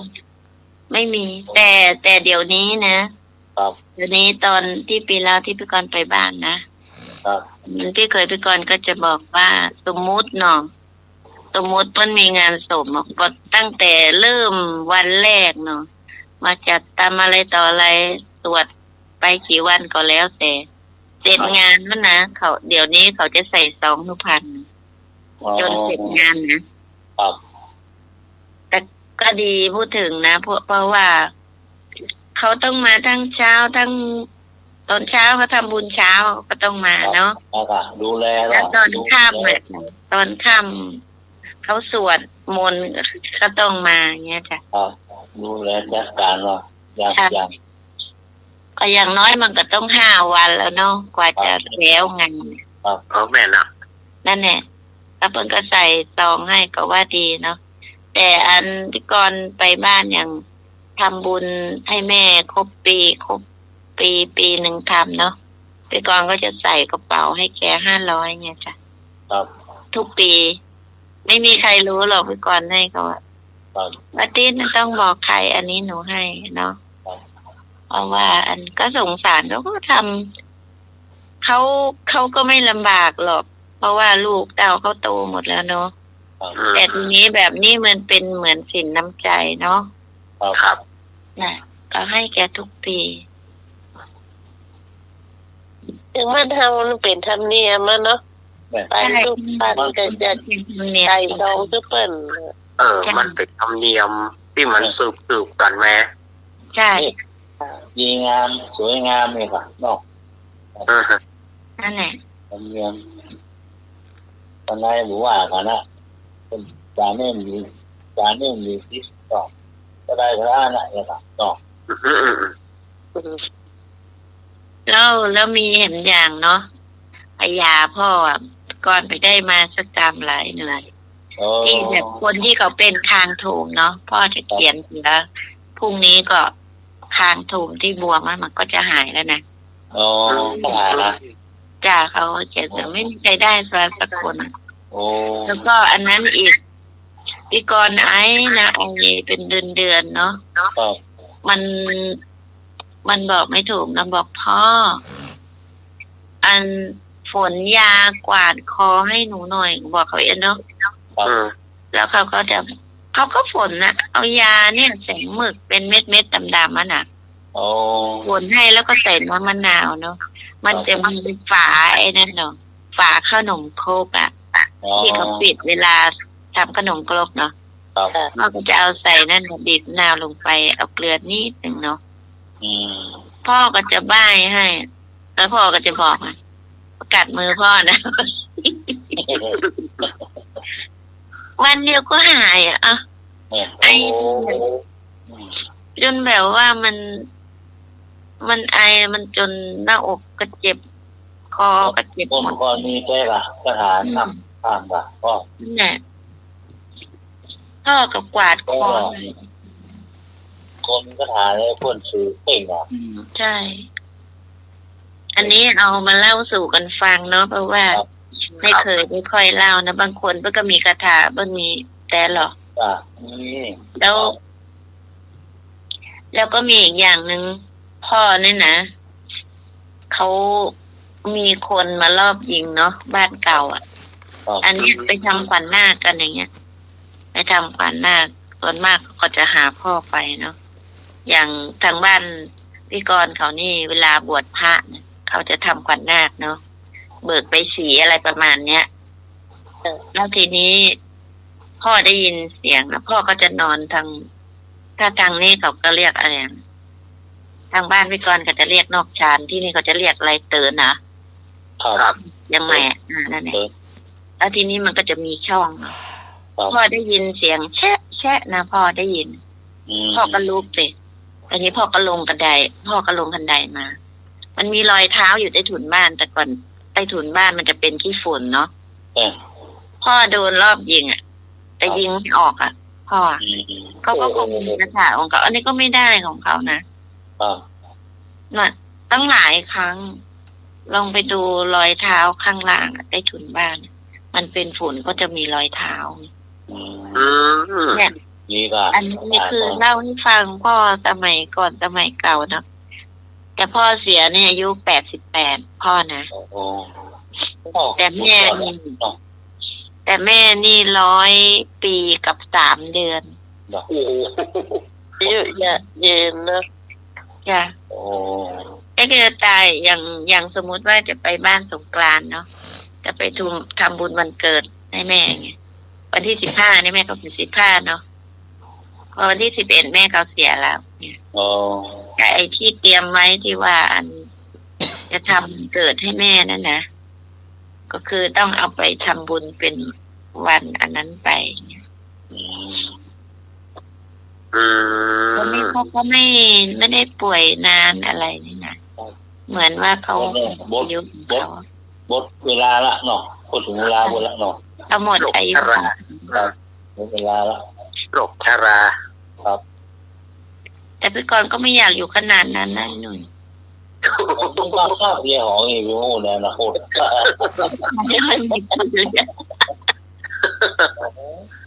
ตอนนี้ก็68แล้ววันนี้อันเนี่ยไอตัวน้อยมันถามเนาะยายอายุตอนไหน68แล้วโอ้โหอ่ะมันว่าแล้วน้องเขาอายุเท่าไหร่ลูกสาวครับเหรอสาวครับเหรอแล้วน้องมีแฟนมีแล้วครับเหรอมันจะเหมือนเป็นกระเทยกับมันใช่นะแต่มันก็อยู่มันก็เจ้าอยู่กับพี่กรณ์นะเก็บตัวเก็บอย่างกันนี่นะจะสอนว่าน้องทำอย่างนี้ถ้าทำแบบที่น้องทำมันเหนื่อยทำอย่างนี้ทำตามเนาะเขาเก่งเนี่ยบอกเขาทำเขาก็ทำได้ละแล้วก็ถามแฟนน้องอายุเท่าไหร่ลูกตอนนี้16 17แล้วครับหรือว่าโอ้ไม่โดนว่ากูเยาว์แล้วน้องใกล้หูทำงานเนาะมันร้อนเนาะก็แย่มันไปมันใกล้หัวมันก็มีความสุขของมันไปหมูเก็บหัวเยอะแล้วเป็น30-40 ถาดมั้งโอ้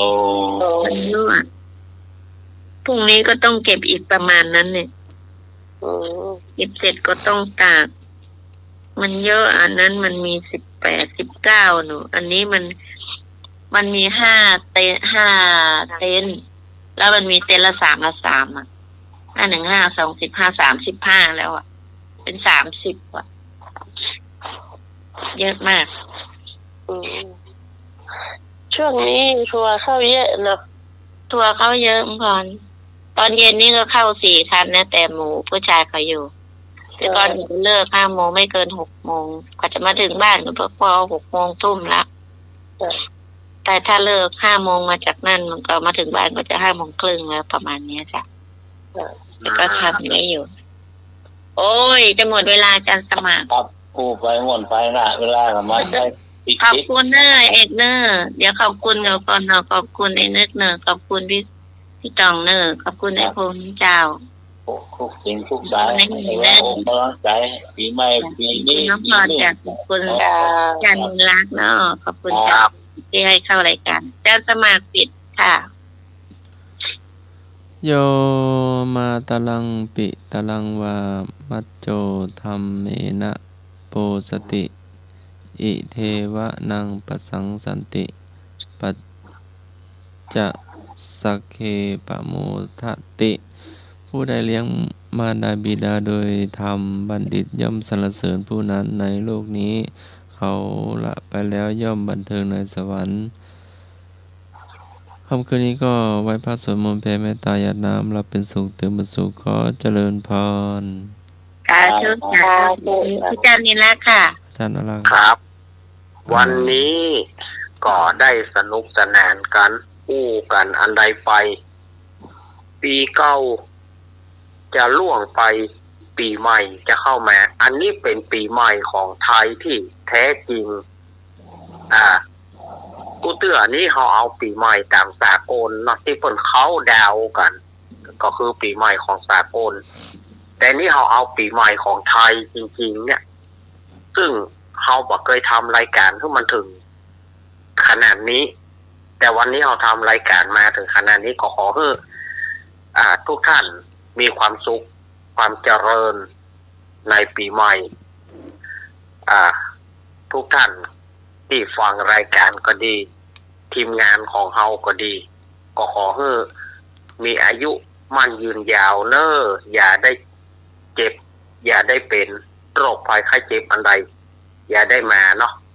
สังขารจะล่องแล้ว สังขารจะล่องแล้วคือมันไปตัวสังขารไปตัวของเก่าสิ่งใดที่มันเก่าไปกับไปตัวสังขารสิ่งไหนที่มันดีก็เข้ามาท้ายที่สุดนี้เข้ากับผมขอกราบขอบพระคุณท่านอาจารย์ท่านพระครูสมุวิสุวัฒน์วรกิจโจครับผมที่เอื้อเฟื้อรายการธรรมะคลายเครียดด้วยดีเสมอมาขอขอบคุณท่านอาจารย์สมัครยานศิโลครับผมครับผม แล้วก็ ลุงหนุ่ยเนาะ ครับผมมาสองครับ แม่พรแม่กร ค่ะ